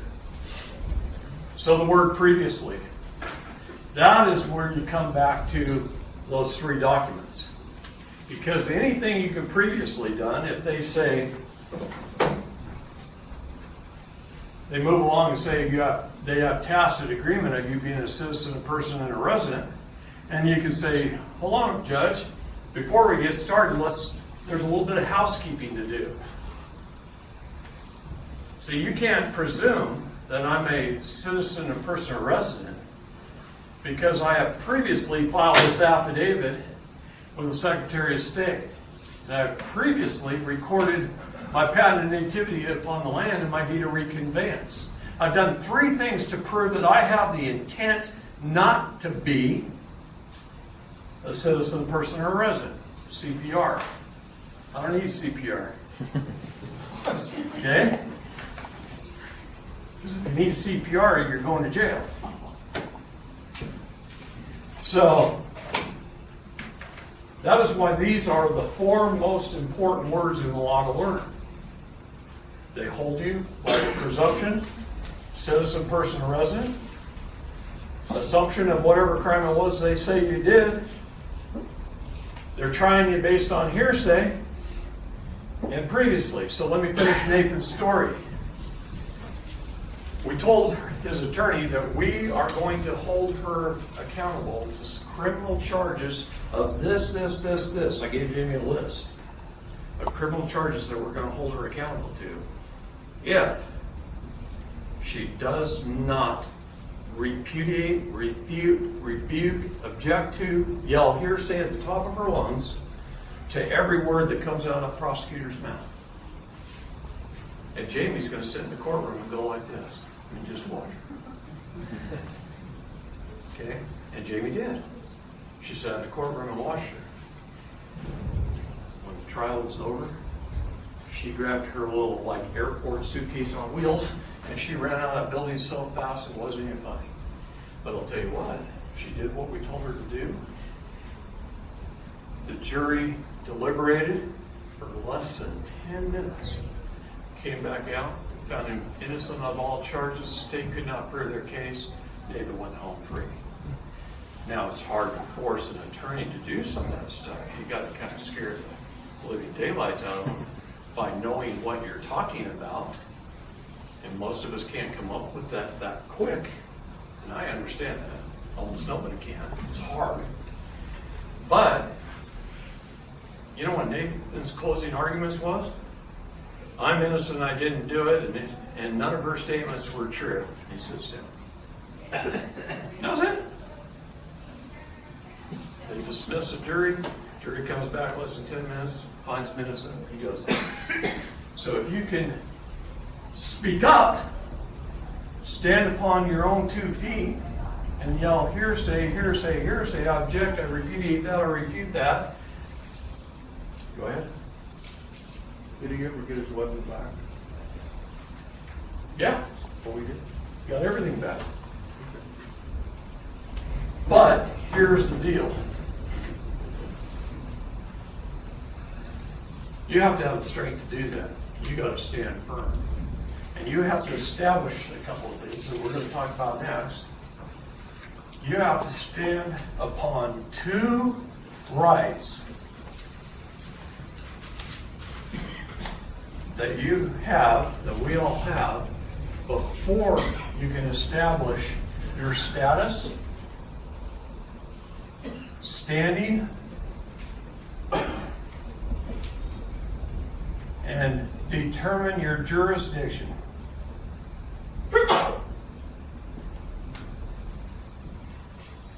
What are the 2 rights? Now, you got some of you know. Went through that class last week and just about killed me. The foundational cornerstone right every one of us have, and without it we have no others, is we have the right of self-determination. It is known as our foundational cornerstone right.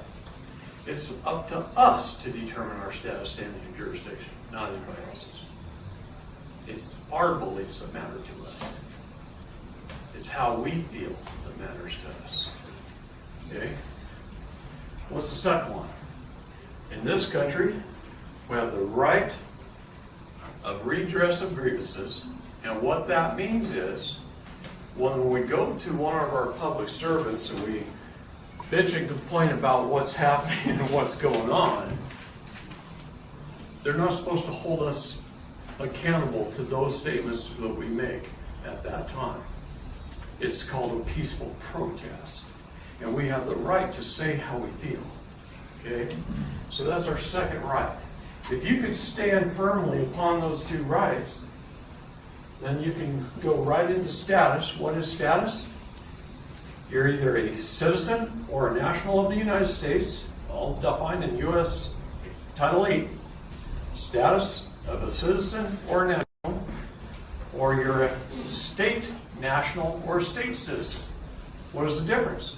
If I run for office, if I'm a state national and I decide to run for office as a public servant, maybe I want to run for sheriff, and I want to run for office, then the minute I take office and swear the oath, then I'm a state citizen.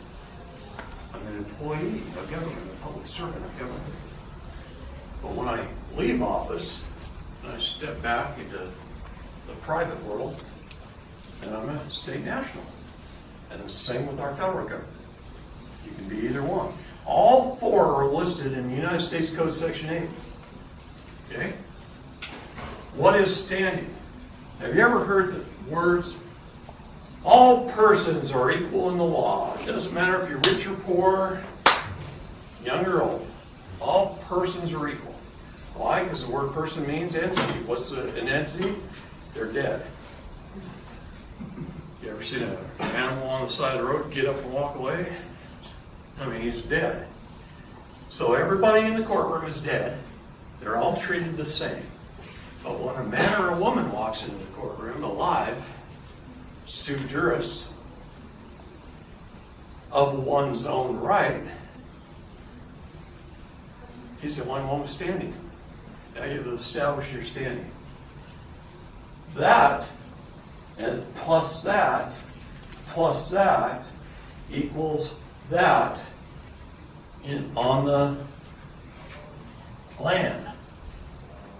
Common law. You just became a commoner. A we the people. A free man. All you got to do, stand upon two rights, establish your status, standing jurisdiction, and you're free. So the Supreme Court has started to talk about this. What does the Supreme Court say? It says governments chose to incorporate themselves. They must abide by the same rules as any other corporation. The rules, codes, statutes, ordinances, policies, and even executive orders are not law. If you don't believe me, what's the Constitution say? The Constitution, which usurped the Articles of Confederation, what's it say? It says that, come on,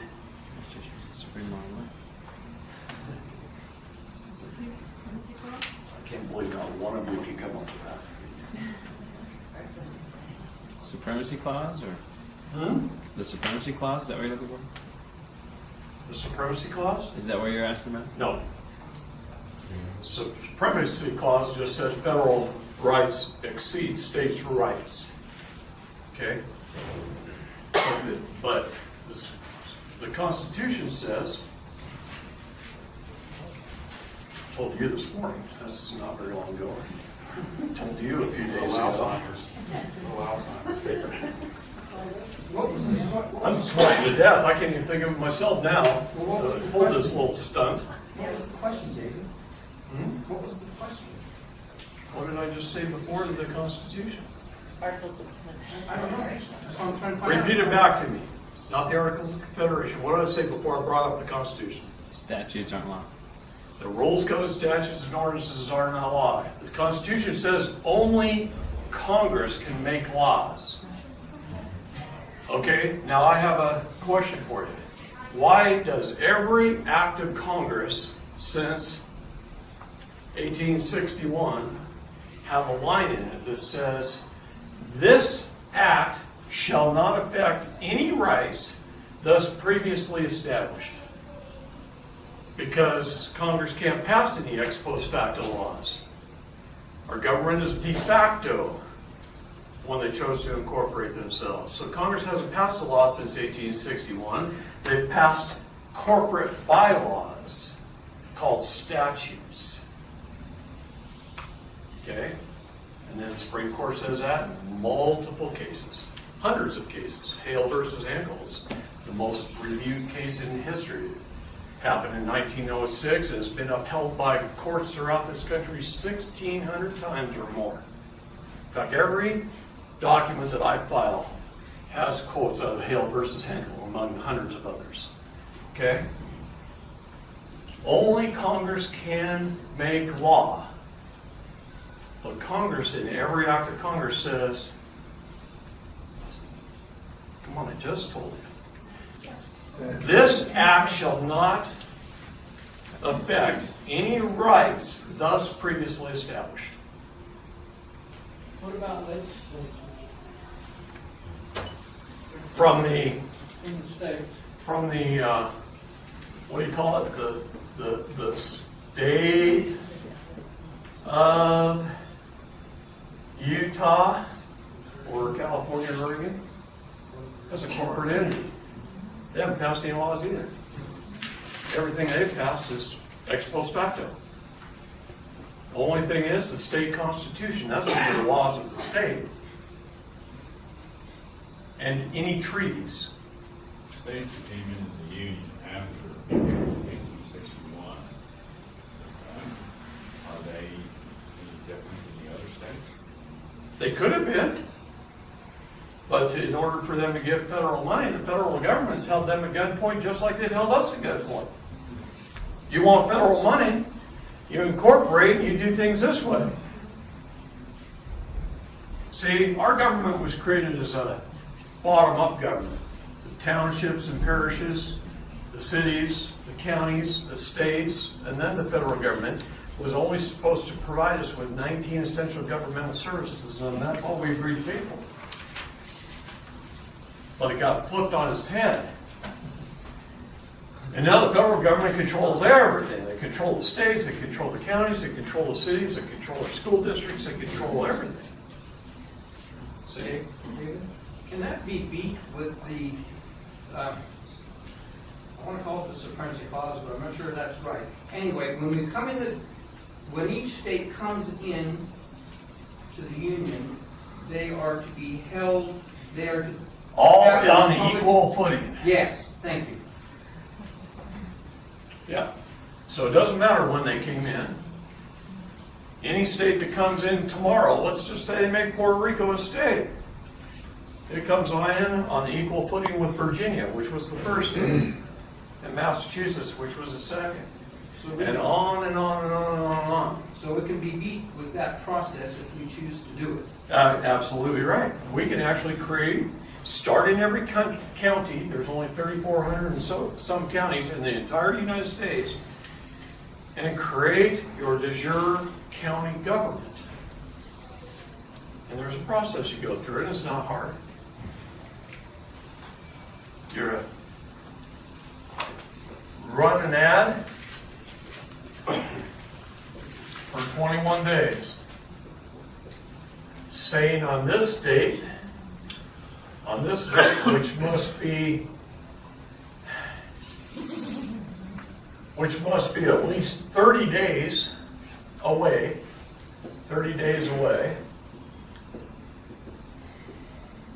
we're going to hold a meeting, and we're going to have a discussion. And we're going to see if any of you guys want to do this. It's a public meeting, invite everybody. Invite the county commissioners and the police department, sheriff, and invite everybody in the county through an ad that you ran for 21 days in the public, that you're going to hold a meeting. You're just going to have a discussion. It's open to anybody. And you're going to hold a discussion and talk about de facto versus de jure government. What would you guys like to see? You live here. All of you. You live here. What would you like to see? I don't live here. You guys do. Here we go. That's right. Most people, when they understand the fraud of what has taken place, they're all going to say, I want a de jure government. So, when that meeting is over, another 30 days away, you say, we're going to hold elections. Start thinking about what position in our county government you'd like to have. The undertaker, the water master, the garbage collector, the court clerk, the county judge, the sheriff. You guys who figured out what job you think you'd be good at. And now maybe 5 people want that job. So you hold elections. But you have to publish it in the paper for 21 days of the 30, you got to publish that we're going to be holding elections. So you hold elections.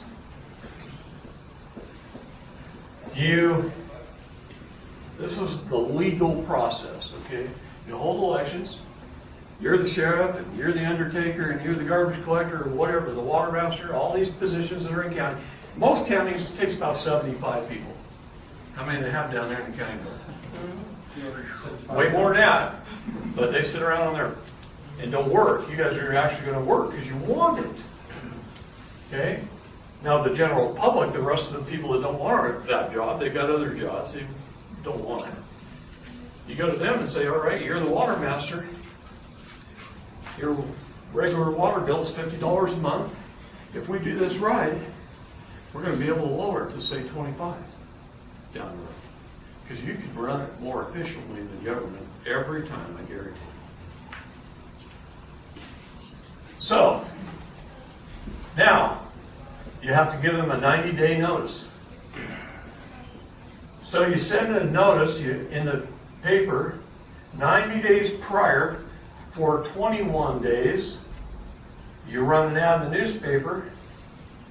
All government officials in Cache County, Utah, that were not elected at our meeting that was held on such and such a date for the position, and you currently hold a position, on Friday at 4 o'clock, the Friday after this period's up, please have all your personal items boxed up and your keys prepared.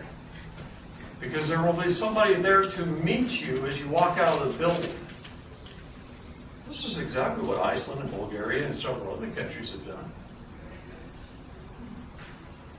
And you show up, 3 o'clock, you wait outside the building, and he walks out with his box and his keys, and you put your hand out. And he takes his box in his car, and on Monday morning, you got a new job. Okay. Now, all the water bills that are currently coming in, it just continues to pay the salaries. What you do is you just collapse the corporation, and you have the unincorporated city. There's lots of unincorporated cities in the United States. Pine, Oregon, just south of Bend, is an unincorporated city. Many, many unincorporated cities. There's a few unincorporated counties in the United States already. Anna J. Brown, the judge on Charlie Cox's trial in Portland, she owns 3,000 acres in an unincorporated county in Montana. There's another one in Kentucky. So there's a couple unincorporated counties. It works. It's been working for hundreds of years. Why do they need to incorporate? Because then they can sell the corporations, and one guy can own 5 county courthouses. And he bases his office in Ogden, Utah. And he owns Cache County Courthouse. And it's got a Dun & Bradstreet number. Do your research. When I go into a courtroom, So instead Don't of we people owning the courthouse, they own and charge us rent. Is that how that kind of works? they steal it out of your Social Security to pay for it. Okay? When you go into a courthouse, you walk in there with the state, it's Dun & Bradstreet number, and you say a de facto state government instead of Utah upon the land. And you say the county of Cache instead of Cache County. Dun & Bradstreet number, blah, blah, blah. And the First District Court of Cache County with its Dun & Bradstreet number, a privately held for-profit court. And you look up the prosecutor's office and you get the name of his company that he really works out of and show that his Dun & Bradstreet number. And you begin to expose the fraud of the whole thing. And see, it goes back to... Would they all be listed in Dun & Bradstreet? Is that kind of a... Every corporation in the world is listed. The United States government, I've got their Dun & Bradstreet number. I've got every agency's Dun & Bradstreet number. How many people believe, for this one again this morning, how many people believe the FBI has any authority? Huh? Federal Bureau of Investigations, you all know the one. David, can we have a break just for 5 or 6 minutes yes. right here, and then we'll come back to They'll the give you a chance to FBI? look it up and to swallow more water. Okay. That's real.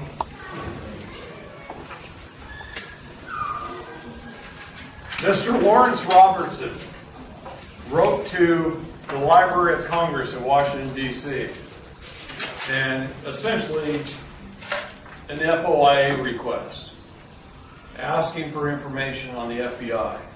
He wanted a copy of the federal charter, okay? And the Library of Congress wrote back to him. And a funny little side note, it says, Law Library, American British Law Division. Okay? It says, Dear Mr. Robertson, this is in response to your request for a copy of the charter of the Federal Bureau of Investigation. Can't hardly talk. Our research shows that while most entities within the federal government are officially established by Congress and defined by charter, the Federal Bureau of Investigation is not. And the date you mentioned in your letter identifies a proposal made in front of Congress that a formal charter be adopted. The charter, however, was not approved. It was denied. So the FBI actually went to Congress and said, can we have the authority to do what we're doing? And Congress said, nope. So what gives them the authority to do what they do? The consent of the governed. They come up to me and said, hey, I need some information from you. I think you did this, this, this, and this. And I said, you don't have my consent. I'm not going to give them tacit agreement. I said, there's not going to be any presumptions or assumptions. No hearsay. No waiver of my rights. We will not have a contract and there will be no tacit agreements. Sorry. And from now on, I plead the fifth. And you just shut up. They can't do anything to you. I got a friend of mine who was arrested. Cops put the cuffs on him. They put him in his cop car, and he zipped his lips. And he got to the police station, and he was put in an interrogation room. They started asking him all kinds of questions. And he just smiled at him, and he zipped his lips. He didn't even say his name. Didn't say nothing. And they took him in front of the judge in a hearing. The judge asked him all kinds of questions, and he zipped his lips. The judge dismissed the case, and he goes home. Because he didn't incriminate himself, he didn't open his mouth. He didn't give him any tacit agreement. He didn't give him any agreement of any kind. And he went home. I don't give my consent is probably one of the most important things Christopher learned to do. Here's another trick. Let me tell you one of the biggies. There's a new law that was passed, Tim McGregor tried that in Roy, and they said he was, someone accused him of something in Riverdale, driving by and not stopping for pedestrians. Anyways, went to court and he pled the fifth, and they charged him with failure to identify. It's a new law. Yeah, you got to identify yourself. But it's how you identify yourself that matters. $300. It's how you identify yourself. It's what documentation you use or what you say. If I would have said, if I was him, He said I it's would a new have law, said, on books. It wasn't there. He used to teach law as a sheriff. I understand that.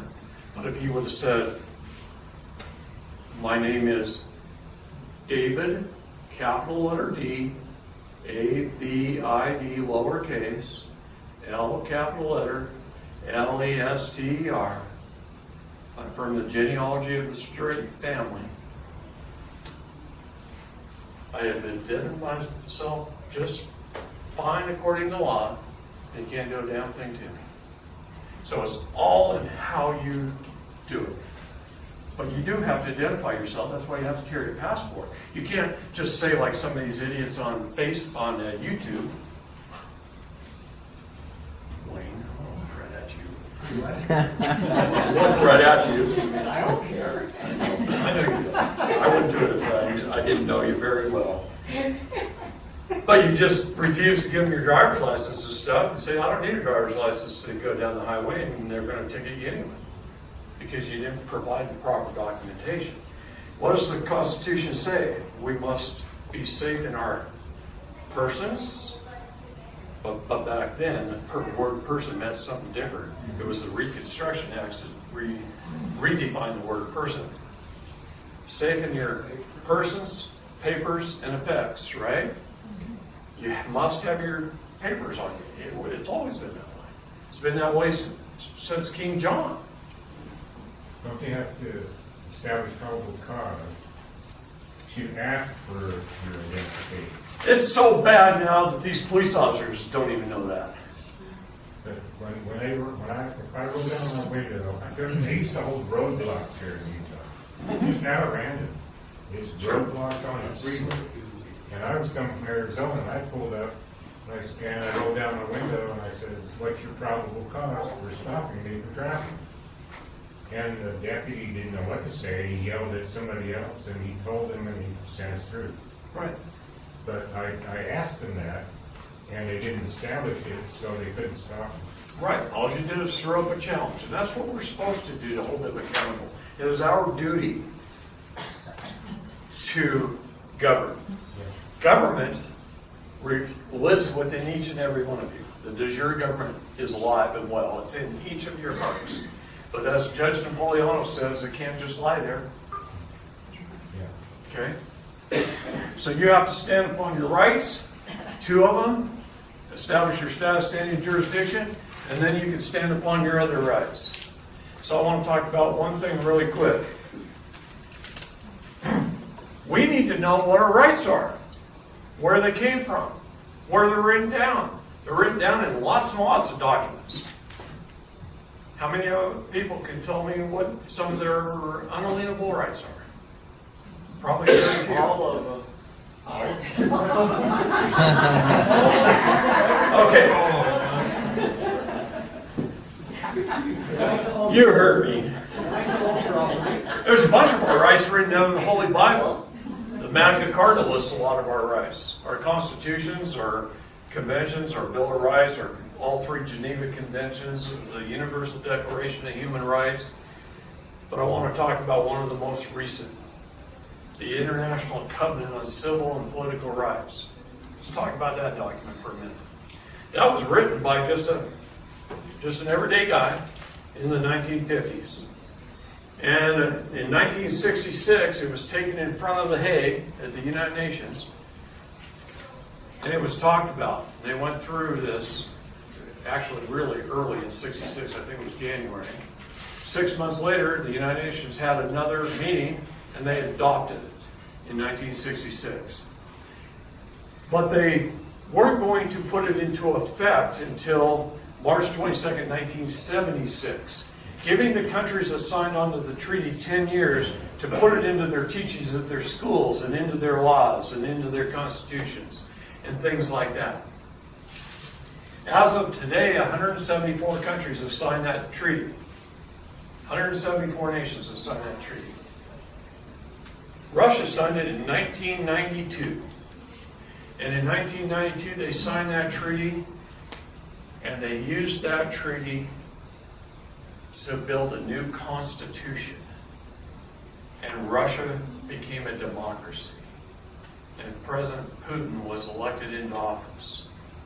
And he's so beloved by his people that they re-elected him over and over and over again. And Russia became a freer country that day than the United States of America is today. They have been a communist country since 1993. What keeps them a communist country in our minds? The media. Okay? Boris Yeltsin was the first president after the collapse. Oh, shut up. He was for a little bit. He drank himself. We're just going to go past him. He drank himself to death. Didn't he? Yeah, he did. He drank himself to death. He died. Putin was elected. All right. Lots of countries have signed on to that. When did the United States sign up to? In 1966? No. In 1976? In 1992 when Russia did? They signed it in 1993 because Russia did. Can't let Russia do something we didn't do. So they signed it in 1993. What was the name of it again? What was it called, David? The ICCPR, the International Covenant of Civil and Political Rights. Okay? The United States signed it in 1993, but they signed it with a condition. They were one of the only countries that signed it with conditions. And the condition was that Articles 1 through 27 shall not be self-executing. Well, it just happens that Articles 1 through 27 is the list of rights, the Bill of Rights in that document. And the United States says, no, it's not going to, they shall not be self-executing. What does that mean in the law? It means they're not going to tell us about it. They're not going to put it in our schools. They're not going to put it in our laws. They're not going to bring it up in courts on our behalf. Okay? But what does it say later on in that document? It says that all states, state parties to the covenant, at every level of government, right down to every municipality, every judge, every officer, every agent, and every agency must obey it if it's brought into the light.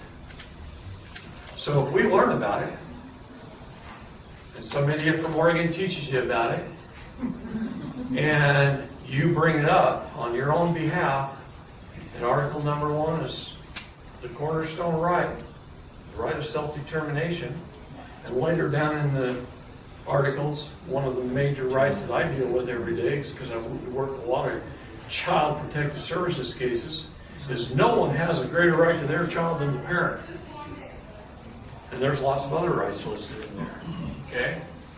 And if we bring it up, we bring it to sunlight, every judge, every officer, every police officer must obey it. And what happens if they don't? All we got to do is pick up the phone. It says right at the end of the document. Pick up the phone, call the Secretary of State of the United Nations. And he's going to call the Secretary of the United Nations Human Rights Center in Switzerland, in Geneva.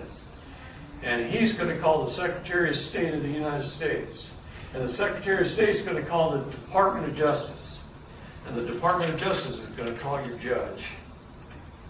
And holy crap, is crap going to roll downhill. Because he's going to jail. He just broke a treaty. And treaties are known as what? Supreme law. They override everything but our Constitution. See, God's laws are called superior law. God and natural laws are superior law. Constitutions of our country and our states, and any treaty thereof is supreme law. What are our rules, codes, statutes, and ordinances, and executive orders and policies? Well, not law at all.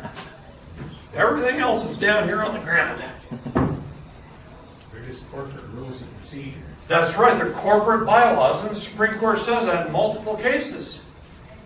They're only for employees of that corporation to follow. You're saying the UN has actually done some good? UN's done a lot of good on the civil rights side. Now, on the other side of the coin, they get like 1.3 trillion a year in their budget, and their mission statement says they're supposed to lend that money back out, except for a small administration fee, to countries that are in need, people that are in need. And I haven't looked it up recently, but about 3 years ago I looked it up. It was 1.3 trillion, and they lent out 200 million. So 1.1 trillion of their money went into the coffers of the United Nations, and they generously lent 200 million out to poor, underdeveloped countries, even though that's their mission statement. I'm just thinking, it triggered me to thinking here something. One of the things our county's has done is they snuck in some fees on there that says franchisee fees. Well, the franchisee fees, all they're doing is slipping us into the corporation as an employee. You're an employee anyway. I mean, you're not really. I questioned that. But they're holding you as that through presumption. Right. Okay. Yeah. But like I said, you get no explanation whatsoever. They can't explain it. But you have to pay that franchisee fee. So let's talk about one thing that affects most of us. Anybody homeowners? Well, you think you are, you're not. All properties vested in the state. You don't own a darn thing, because you pay property taxes on it, right? That's your rent. See, I'll tell you what happens. Let's just, I'll give you several examples. I used to own 20% of the title company. Okay? Young married couple. I'm going to pick on you two because you look so cute together. Young married couple goes to buy their first home, and they go get a mortgage, and they go to their title company to close, and they're sitting there looking at all their mortgage documents, starting to get into sweat and fear because they don't know if they're going to have payments for another 30 years. And the title officer looks at them and says, "How would you like to hold titles?" Well, we didn't learn that in kindergarten through 12th grade.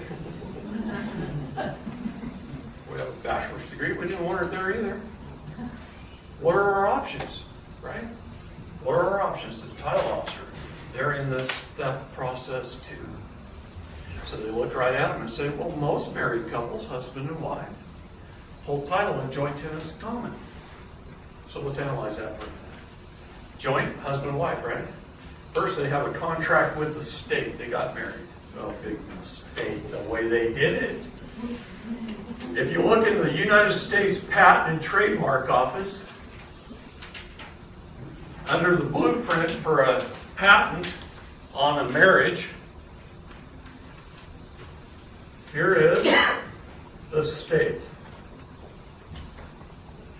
Here is the animal husbandry.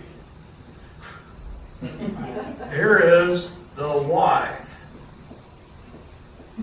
And here is the word God. The state is the primary. The state marries the husband. The state marries the wife. Solid line. Anybody that knows blueprints, any engineers besides me in the room? Got a degree in engineering? 2. What does a dotted line mean? It means a beam that bears no weight. They just took God out of the picture. You guys thought you did your vows and you got married to God. And our church went along with this ever since 1905. A lot of things happened in 1905 in our church. Find out who the prophet was. Anyway, God bears no weight. This is a patented blueprint with the United States Patent and Trademark Office. Go look it up. I've done my research. I don't need to look it up again. Now, what is another legal, lawful way to get married? Huh? Go buy a Holy Bible, a family Bible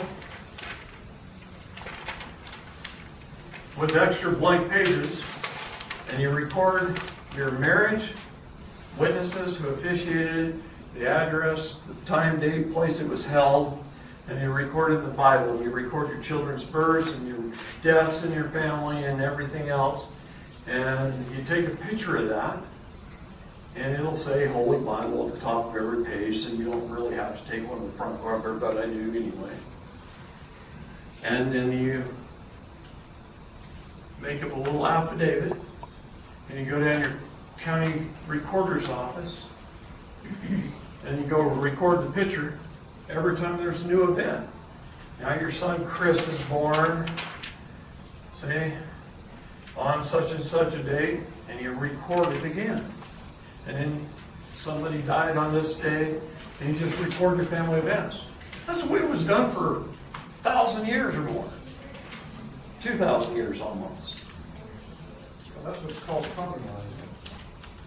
It is common. It is common law. Yeah.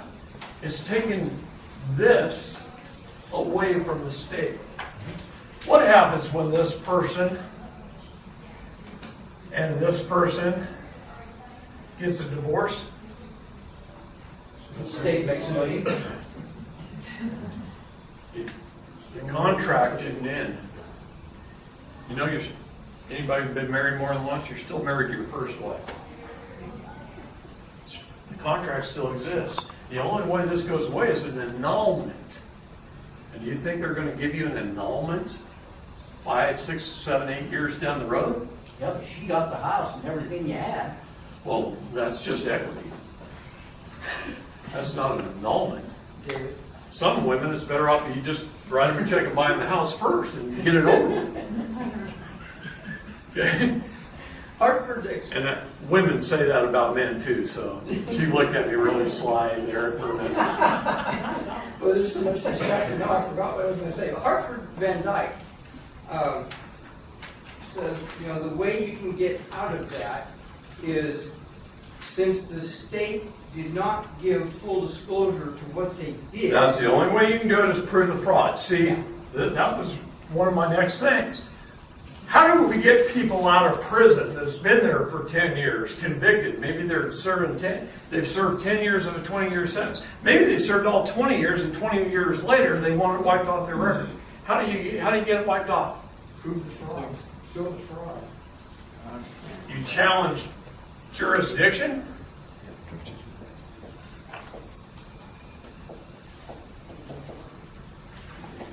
And you prove the fraud. Two things that have no statute of limitations, and they vitiate everything ab initio from the beginning. They void everything from the beginning. So if I can walk into a court of law on somebody like your husband or Miriam's son or Gina, and we can prove jurisdiction, challenge jurisdiction and prove it, and we can prove the fraud of this whole ball of wax that I've been telling you right here tonight. Governments are incorporated cells that don't even have real money. I mean, show the whole fraud, lay it all out, lay out the fraud of the Bar Association. We signed a treaty with the bar in 1947, British Accreditation Registry. Think they're Americans? They're required to register with the Foreign Agents Registration Act, do they? Very seldom. Very few of them. Just that alone could throw the case out. I put that in the document, by the way. Okay? Jurisdiction of fraud, no statute of limitations, voids everything.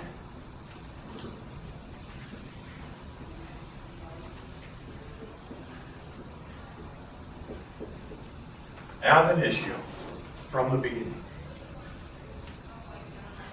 Let me ask you a question. Does Cache County Courthouse, any of the judges or prosecutors down there, want what I'm being taught in this room right here being taught? Or do they want me to put it in documents so some little law student in Cornell University can look up the county record and find it? No. So the best thing they do for us when I submit these documents is they throw the hammer down, dismiss the case, and wipe it off the face of the earth so nobody can find it. Because then some little Harvard law student can't go, I can win every case in the country with this. I'm going to be the greatest lawyer in the world. You won't show case law for that, right? Huh? You won't show any case law? For the cases that get dismissed? Nah, pretty much wipes them out. If we were sitting in my office at home right now, I've got stacks of cases that I've worked on over the years, right? And I could go in there and I could say, all right, this was in this county, here's the case number, here's everything. Call up the county and see if they got the case number. Oh, they can't find it. Oh, darn it, they can't find it anywhere. Doesn't exist. Jamie Kobat's case. Can't find it. Well, wait a minute. I got the indictment right here. You know what I mean? I've got all the documentation. But the best way for them to hide it from the rest of you, commoners like me, is to void it from the beginning like it never happened and just hit the delete key. And it's gone. And then you go home and you're happy and you're free. That's okay. It's not a bad thing. See, and then we can go after for the emoluments clause of the Constitution, and we can impeach the judge and take the prosecutor's house and retirement fund if we really want to be nasty. Sometimes it's kind of fun. Have you recently read any articles that the West Virginia Supreme Court, every single one of them went to jail? How about the Pennsylvania Supreme Court? Every single one of them went to jail this year. You want me to start naming judges all over the country? Yeah. Prosecutors all over the country? We're having so much fun. Is there a David Wynn? David Wynn Miller's dead. Is he dead? Yeah. I went to his funeral in June. Okay, I seen In Reno? an hour and a half video of his before you wish. Absolutely. Parse, syntax, grammar is perfect language. If you open the Bible and you know what parse, syntax, grammar even is, because they didn't teach you that in grade school, I guarantee it. You can pick out Jesus' words like they're jumping off the page if you know parse, syntax, grammar. Because all of his words were what? Perfect. Now there's a few little instances in there where somebody mistranslated them, and those don't jump off the page too well. But what is the English language? It's verb, adverb, verb. Sentence structure. Parse, syntax, grammar is perfect language. It's it's a mathematical equation. So David Wynn Miller had a 200 plus IQ, was living in Hawaii, and he was a English major, taught at the University of Hawaii. And he gets on an airplane to go give a speech somewhere, and because of the weather and such, he ends up somewhere else. And he's sitting in a coffee shop in an airport where he's not even supposed to be. And Jay Gould, who has a 200 plus IQ and is an unbelievable mathematician, who was going somewhere else to put on a seminar, and ended up in the same city, in the same coffee shop, at the same time with David Wynn Miller.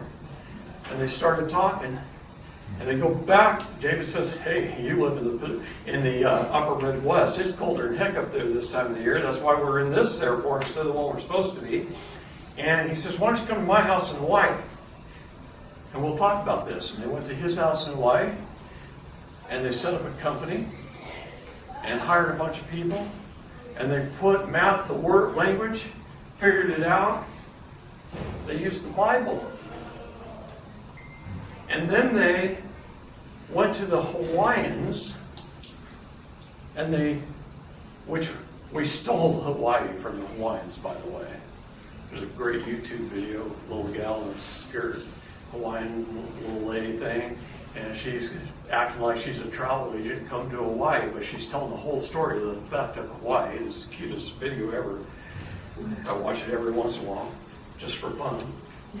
But he took the Hawaiians and he set up an entire nation of a few hundred acres on the island using parse, syntax, grammar, and won it from them in court.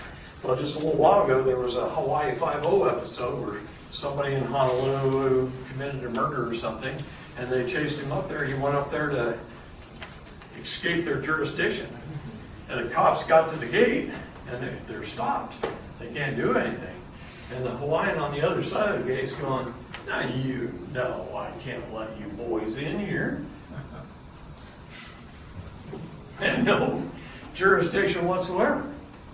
Okay? David Wynn Miller actually caused our housing crisis. And I lost $9 million personally. Almost everything I'd worked for 35 years. And I still love the man because he did what was right. See? But he went in front of Congress and he proved every mortgage in the country through parse, syntax, grammar was fraud, void from the beginning. And Bank of America had a representative in the back of the room, and they ran out and fire-saled all their mortgages the countrywide owned. to Wells Fargo, Chase Manhattan, and they fire sold it because they knew they were too big to fail, and the government bailed them out anyway.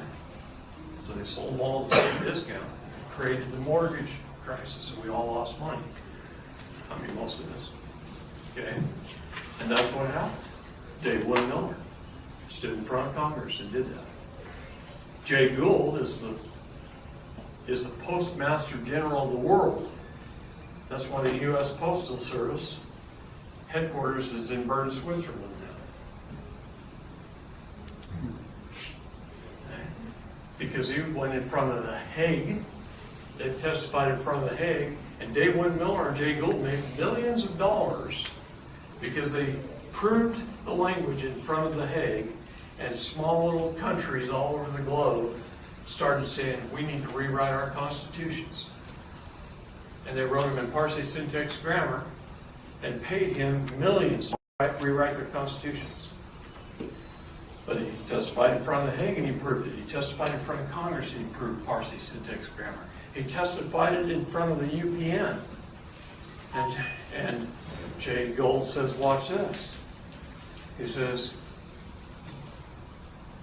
here's my contract. You guys signed it. He mailed himself in a box from the United States to Bern, Switzerland. And he proved the contract, and he became Postmaster General of the world. And that's his official position there. Still. But that's what perfect language does. America, all of our contracts, if you want to prove them in Parsi syntax grammar, you'll see that almost every contract is null and void. Now the problem is the courts understand that now. After Dave Miller won in courts everywhere, all over the place, courts started rewriting their own rules of civil procedure and their local rules in the federal courthouses and their rules of criminal procedure. They started rewriting them. Everything we do and we discover, once they figure out that we're affecting their pocketbook, they change the rules. So, anyway, are we close to quitting time? What's our time? Can you write that on the board there, the What am I writing? syntax, the language? Terminology. Part of it. You want to know how to spell it? Okay.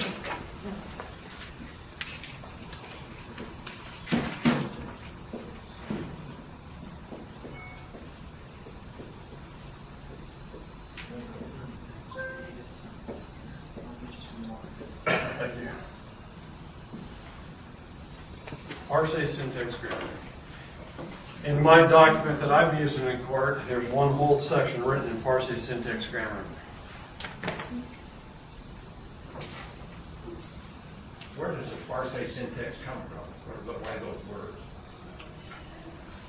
Are they Latin? Okay, now you're asking me things I don't know. I am not perfect, I am fallible, I am a man. But It's Latin. Oh, she said they're Latin, so they're Latin words. It must probably mean perfect language. any English majors in the room, you know, you're good at it, I know. So, no, I don't know. I don't care. See, my thing is, I only have this much space in here, right? This big of a hard drive, and I filled it up pretty much. So I can't remember all your names. It won't fit in there. I'd rather remember what's really important. It'll save a lot of people. You need to tell them a little about Russia and about your little. He grows some of the best feed in the world. I don't need to tell them about that. That's a whole other thing. No, it's. I don't brag about myself. I want to tell them how smart I am. And Jim is the one that brought it up. That's big time. That's big time. Well, I know, but Tell them about the Ukraine, though, or that area. I have a few patents on stuff. Oh, you want me to tell them about Chernobyl? Chernobyl, yeah. See, then I'm divulging secrets I'm not really supposed to tell, especially in big groups. Any federal agents in the room? See, here's the thing. If you have not been where I've been, you can talk about a lot of the stuff that I can't talk about. And I'm going to tell you that right now. There are things I can't talk about because if I talk about them, I'm committing treason. So I'm not going to talk about anything I can't talk about, but there's a few things I can talk about.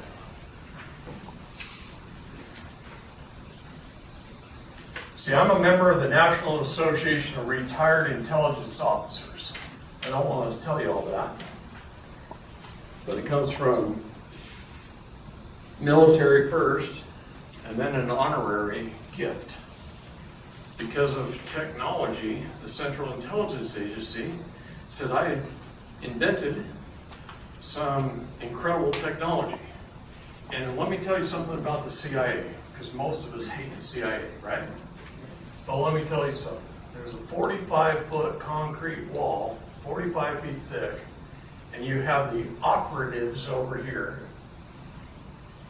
and you have what I call the geniuses. Because I don't know how do you spell genius? I'm going to go, I'm tired. I really am exhausted. Okay. So, even on my good days, I'm better than most people. On my bad days, I'm better than most people. As far as lawyers and judges especially. I can kick their butts on my worst day. These guys are geniuses. The Central Intelligence Agency has a knack for recruiting the best of the best of the best. The very best electronics expert in the United States, my friend Shields Fair. Shields is 80 years old now. Calls me almost every day. It's like a dad to me. When Shields was 12 years old, he was tearing apart, soldering, and building radio systems. And he loved it so much that he lied about his age when he joined the military. And he, in a 20-year career in the military, he revamped the entire naval communication systems while allowing the Navy to listen to stuff that they never even could think about listening to before. And then he, after 20 years in the military, he got out and he became an executive for Motorola. And all of a sudden, Motorola's, everybody's car phones used to be in a box, right? Big old hunky things. And all of a sudden, Motorola came out with little phones, right? Shields Fair. And he was an executive for Motorola, and he grew so big in the company that he was opening factories in Mexico and all kinds of stuff. Well, he also did something else. The CIA recruited him, and he was building listening devices that were about that big. And for 10 years, he placed them all over Russia, even inside the Kremlin. He did all kinds of neat little things like that all over the world. But he was an expert at listening devices. And I watched him open a briefcase one time, and there's like 85 listening devices in here that he had designed and built. Then I have another friend, his name's Dr. Lawrence Royce. Dr. Lawrence Royce was the #1 leading bioscientist in the United States, and he was working at the University of Louisville in Kentucky when Chernobyl happened. And the CIA came in and said, hey, we need you to go run all the doctors and scientists over in Russia at Chernobyl.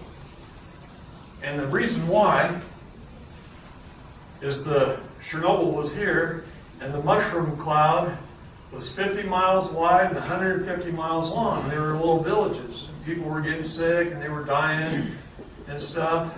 These little villages all over this area, little towns. And there was this one town that they called the Blue Area. And nobody was getting sick. Men, women, children, nobody was getting sick. So the first thing they did is they took over an elementary school. And all elementary schools in the world are pretty much the same. There are 3 walls and a wall of glass in the hallway.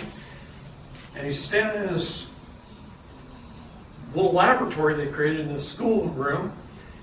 And every day for weeks he looked across this big giant field, and he says he stared at the largest grain elevators he'd ever saw in his life. And he'd lived all over the Midwest, seen some pretty big grain elevators. and these were even larger. Well, come to find out, once he made friends with some of the locals and he started talking and figuring out why these people aren't getting sick, their immune system tests were off the charts. And he found out that that town was a chemical weapons biological manufacturing plant. And the federal government of Russia was giving them handfuls of pills to take. And they'd take a handful of pills every morning. And these grain elevators that he saw out of that schoolroom window were filled with chemicals that would kill the world over 10,000 times. One of them would be full of anthrax. And one of them would be filled with something else. So he calls the CIA buddies. They send a team of operatives in. They drill a hole in the side of these grain elevators, and they fill it full of thermoplasmide. And these things just melt to the ground. And they kill all those bad diseases and bad things in there. So Dr. Lawrence Royce, when sure they were all done over there, he brought back some of the world's finest Russian and Ukrainian scientists, and they got funding, and he bought a college campus in Boulder, Colorado, and he started the world's only all-natural nonprofit pharmaceutical company because they analyzed what was in those pills. And if your body has the proper pH, all the way from the saliva into the stomach through the large and small intestine, there's different pH levels in your body. And inside those different pH levels live different types of bacteria. And that bacteria digests your food. Lactobacillus salivarius will cure gum disease and make your teeth last longer. And no, you don't need fluoride to do that. All you need is to open a couple of Lactobacillus salivarius and put it on a teaspoon and put it on your tongue, let it sit there for a while, roll it around, let some saliva gather, and then about 10 minutes later, wash it down with a little bit of water. And it'll cure your mouth. Well, there's other bacteria that will cure your entire gut. And 98% of all disease starts from it because you have an unhealthy gut. My mother, she used to use soap on my mouth.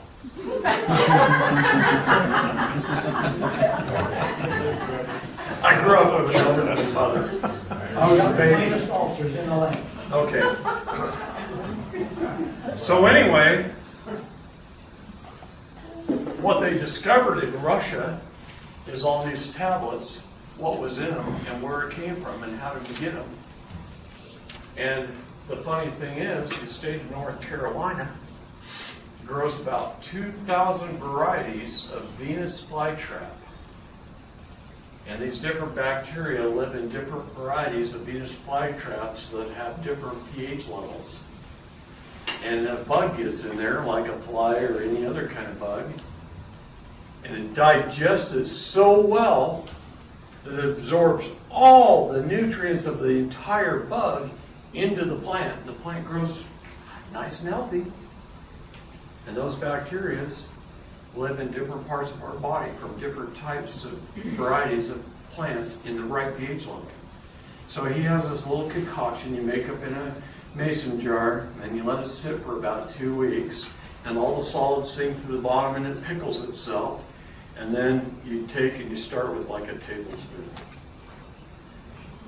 And at first really bad, but I learned to like it so much. And then all the solids you can just cook with. It makes great steak marinade and all this kind of stuff. And that concoction for about 3 weeks cleans your entire system. All the mucus out of your intestines. This is getting gross, I'm sorry. But then those bacteria live there healthy, and everything we eat gets pretty much fully digested. Okay? And our body absorbs it much better. We get much more of the nutrients that we need that normally passes right through our system because our gut's in it and healthy. Our pH level changes in our body. So when you, I suggest buy paper pH tests, like you could test your swimming pool water or your spa water with. You can buy like 300 of them at Walmart for $6 or Walgreens for $6. And every day, put one on your tongue and pee on one and look at it. And while you're doing this system, I'm serious, every day. And while you're doing this system, you'll watch your pH get more alkaline. Cancer can't live in an alkaline environment, guys. At all. It is found that they can cure 98% of all cancers just by changing the pH of your body and improving your digestive system with probiotics. But not these probiotics you get, not yogurt. I mean, that only helps about one little tiny few inches in your system, and it's 20 plus feet long at different pH factors. But Dr. Lawrence Royce, genius. And the CIA tends to do that. So does that cover? Yeah, where can you buy some of that? Do you have a source where to get it? Well, his company, you can go on Amazon, look up 2 products.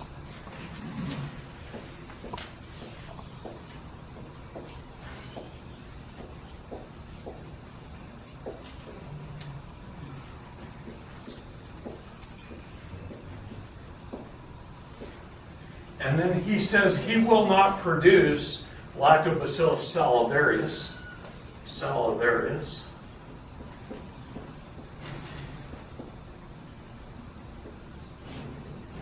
because it's too cheap and he can't make a profit and he can't fund his business that way. Because you can buy a couple bottles of that for like $7 on Amazon. Hundreds of companies make it, and they've been making it for years. This one's always been common. These 2 are unbelievable in what they do. Now here's the key. You must shock your system every day. So you want to average 3 to 5 of these a day, depending on your stage of life. The older you get, you should have more. And this, you want to get average 2 to 3 a day. So one day you take 1, day you take 7, the next day you take 2, the next day you take 6, and you just keep shocking your system. Because if you don't, it's not as effective. You need to shock it, and then your immune system reacts. So you just keep shocking your system by varying the number of tablets you take. How has that helped your health? I'm up here, I don't get even commission for selling his product. I just thought of that. Now I know how I have to fund my trips around here to talk to you guys. I got to talk to Larry. Well, you're anti-cancer, we love that. We'll have to get pink ribbons now. Tell Clyde here to tell you about soda and syrup. Oh, they use baking soda on YouTube. Some can do that, but some of these enzymes they probably do a better job just because they're more efficient than. Well, pretty much these guys were handling things like anthrax, and their bodies were immune to it. Okay, I'll go with that. What does it cost you? Say a month to use these? You can buy 2 bottles of this for about $70. That's about a 2-month supply for one person. So about $35 a month. This one's a little, I don't know offhand. My wife buys it. You know, I don't get to spend any money. It's probably about $35. And this is like $7 a bottle. And that'll last you. So a couple dollars a day. I'll tell you what. It's cheaper than any prescription the doctor's going to give you. Well, don't do a doctor. Now, one other thing you need to show some pictures when this older of what you've done with this guy. Feed the animals. It's incredible. He's got greenhouse stuff there. They're plus your gold chips. No, don't even get into this stuff. Steve. David, would you tell us what it's like to be in the position that you are and being a free man? Oh, the free man part of it's really good. I mean, I don't worry about stuff anymore. I mean, cop puts on his lights behind me, he walks up to his window, I say, is everything okay? You created an emergency where none existed. How can I help? I've got my sidearm right here. I can help you. I'll back you up, buddy. I'm trained. Okay? Or you can just shake his hand, smile, how you doing? He says, you got your driver's license, your passport, your registration? And you say, well, of course I do. He goes, can you have it? No. Because I only hand it to you when I'm in commerce, right? I'm not going to give you the long version. When I'm in commerce. I said, but here's my passport. It says right here, your job is to look at my picture, make sure I'm not giving you somebody else's, and say, you're free to go along your way. I won't detain you any longer. Have a nice day. And you go on. And they don't bother you. Well, you do that 2 or 3 or 4 times, like in the county you live in. I drive through Deschutes County. I don't wear my seatbelt half the time. I don't put on my turn signal. And it's not that I'm being unsafe, but if there's cars around, I'm going to do it. I love my neighbor and do no harm. I don't want to hurt anybody, so I try and be as safe as I possibly can. I'm not in it to injure myself or others. But if there isn't a car in sight, and I want to make a corner, am I going to put my turn signal on? No, I'm going to go around the corner. If he's sitting behind a 7-Eleven and he pulls me over to stop me, hey officer, did you create an emergency where none existed? That's a felony. You know, I know this stuff. My Deschutes County Sheriff's hat right there in my window, and my coffee cup that says, I am your worst nightmare, is sitting on my dash, because that's my court cup. I have to take it into court with coffee in it, and point it at the prosecutor and the judge. But as long as you're nice, you're friendly, and you stand upon your rights as a belligerent claimant, because that's what the law requires, by the way, and you stand upon your rights firmly. See, I tell everybody that I'm coaching when they go to court, stand with their feet, shoulders width apart, one slightly forward and lean on it. And then when you're talking to the judge, and you're dressed like one today, just need the robe. And you're talking to the judge, you look him right in the eye, and you talk to him as your public servant, but nice. Be nice. We might go golfing later. Okay? No, we won't. But maybe. Okay.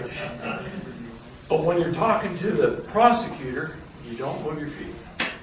You're going to take a firm stand, and you're going to talk to your prosecutor. And I like to use my hands to talk. When I tell him off, and I don't care what he thinks, when I tell him off, I'm going to tell it to him with a smile on my face.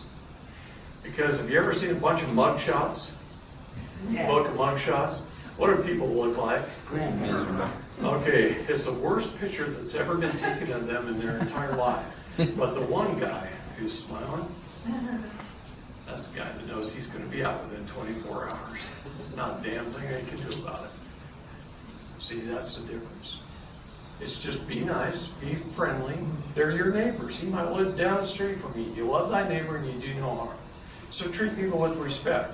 When I say be belligerent, belligerent does not mean rude. It is a fighting clause. It is sustained combat. It is in the room. It's back and forth. It's a debate. And it's the burden of proof's on you, buddy. Where's your first-hand witnesses? Where's your evidence? I'm giving you this no fact or truth shall be tried in court, because I've already told you presumptions, assumptions, hearsay, ruling from the bench, no tacit agreements, nothing.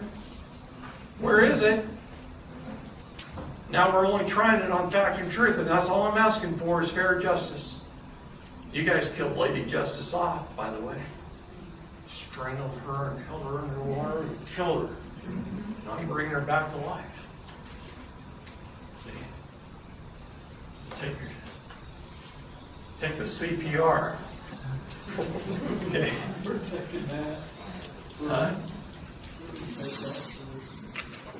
So, How much of that language can you use to stay off of a jury?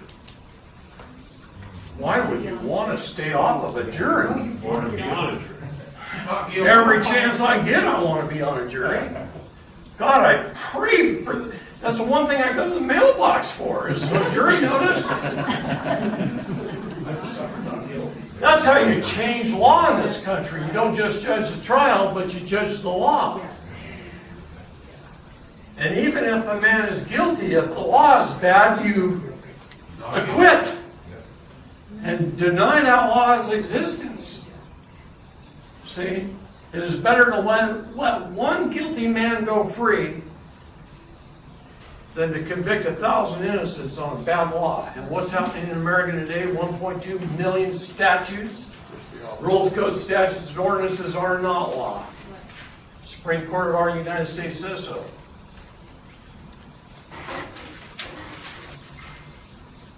Okay, what else? Any questions? Want to talk about something else that affects everybody's life, like land patents? How about 13 minutes? Okay, in 13 minutes I can explain how the county steals your property. Okay?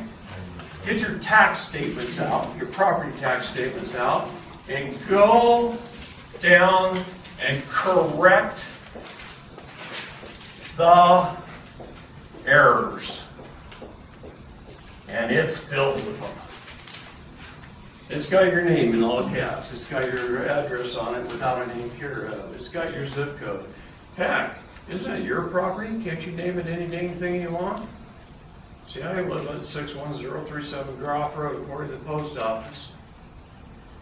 But on my house it says 61037 Boxer Boulevard, because I raise boxer dogs. I named my own damn street. Goes right in my property. See? Because I took my property back. See, the United States Code says all properties in this country shall be in metes and bounds. What does the county do? They send some idiot out and you re-describe your property as Lot 27 of Block 3 of Whitewater subdivision, and you just stole your property from you for the state, on behalf of the state. All property in the United States shall be in metes and bounds. You find the section that your property's in, you go down to the Bureau of Land Management's office and you request the original land patent. You go to your title company, you do a title search, and you have it traced back to everybody before you to the original land patent. You get a copy of your metes and bounds, usually from your cartographer's office at your county, and you re-describe your property back into metes and bounds, listing the original patent number. And a patent is everything from the top of the dirt down. And it is land. It is private property. It cannot be sold, and it cannot be liened. It must be granted away to your heirs. And there are signs forever. No one can tax it. The land, the dirt, nobody can tax it. Nobody can do it. It is an allodial title. It's the king's land, and who is the king? The guy that lives there. Okay? What is real estate? Real estate is everything from the dirt up. That's why you sell real estate. They sell the house or the improvements that are on it, the land. Well, your land just have to go with it. So then they screw with you and they change the deed. They change the deed from a grant deed to a warranty deed.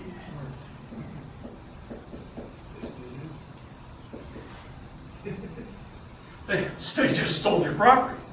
Here's another way. When you go into hold title, you hold title in private property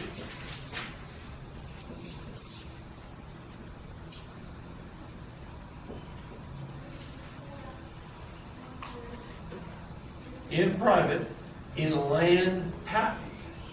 Not fee simple, that's called feudal property. When the king allowed people that served him a feudal title to a piece of property, king still owned the property. It's like a long-term lease. As long as that guy fought in his wars and did his bidding, you let the guy live there. As soon as he challenged the king, hey buddy, you're out of here. Okay? And that's what he did. It's a feudal property. It's fee simple. Now, what is a joint? Tenants in common. Joint husband and wife. Tenants means renter. Common means state. Joint renters to the state.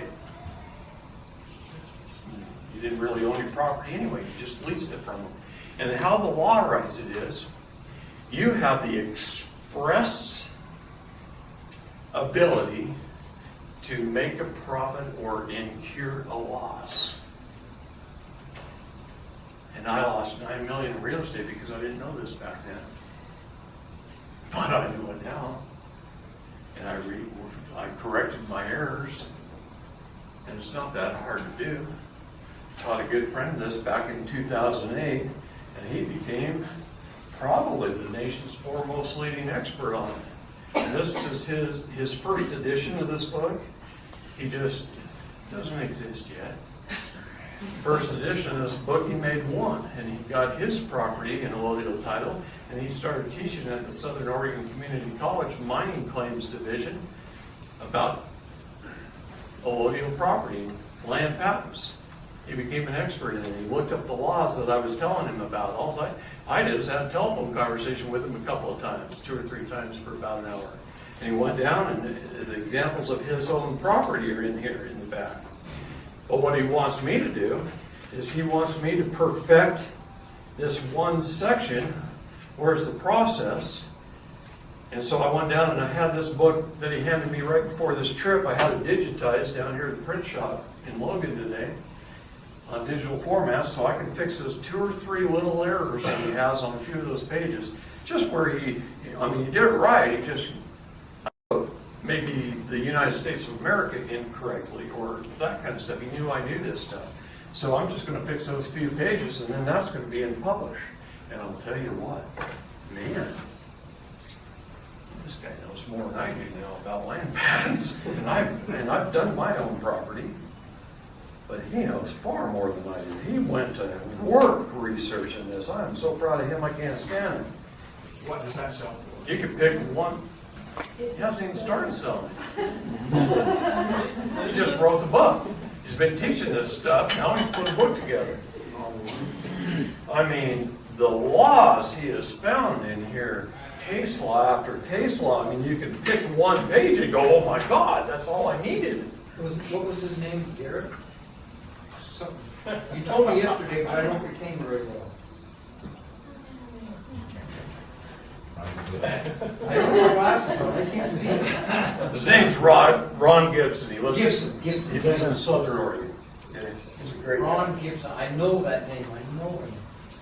He's an expert on mines and mining claims. He grew up in the mining industry. Tim? That's how I met him first. Didn't he live in the McMinnville area for a while? Southern Oregon. I know there's Grass Pants in Medford. Not Grants Pass. Grass Pants. So anyway, Can you kill property tax with that information then, or is that? absolutely. It's the duty of the county recorder when you record it to call the county assessor's office and said, no more tax on this man's land. They Actually, improvements above the land? Can the Yes, city they can. can the city shut your water off and everything because of that, your power, or did? No. You said they can still tax the improvements? You know it's illegal for the city to shut your water off and your power off? It's absolutely illegal. Why is that? Because they're shutting it off based off ordinances. Because you have the right to life, liberty, and the pursuit of happiness. And what is required for life? Water. They cannot shut your water off. Wow. Go ahead. Dave Miller, one of the reasons they asked him, how come they haven't shot you yet? He said, because he scattered the information so fast and so far. that So it far, couldn't- so fast. That's what I'm trying to do. Thank you very much for attending. So what's the difference between that and what Schaefer talks? Do you know anything about that? I love Schaefer Cox, but Did he do it something is what wrong? it is. Okay, I guess we're out of time. Yeah. Okay. We're One out more of time. question. All right, I saw you had your hand up before. Last one. Two That's a good more. one. But we're done. But go ahead. You said they can still tax the improvements of other land? They can. Why don't you put some dirt on your roof? Build your house. I'm serious. Now you're talking. I showed you some underground homes that I built, and they're beautiful. You need to go after and see some stuff on his tablet, it's incredible. Okay, David Straight, ladies and gentlemen, let's give him a hand.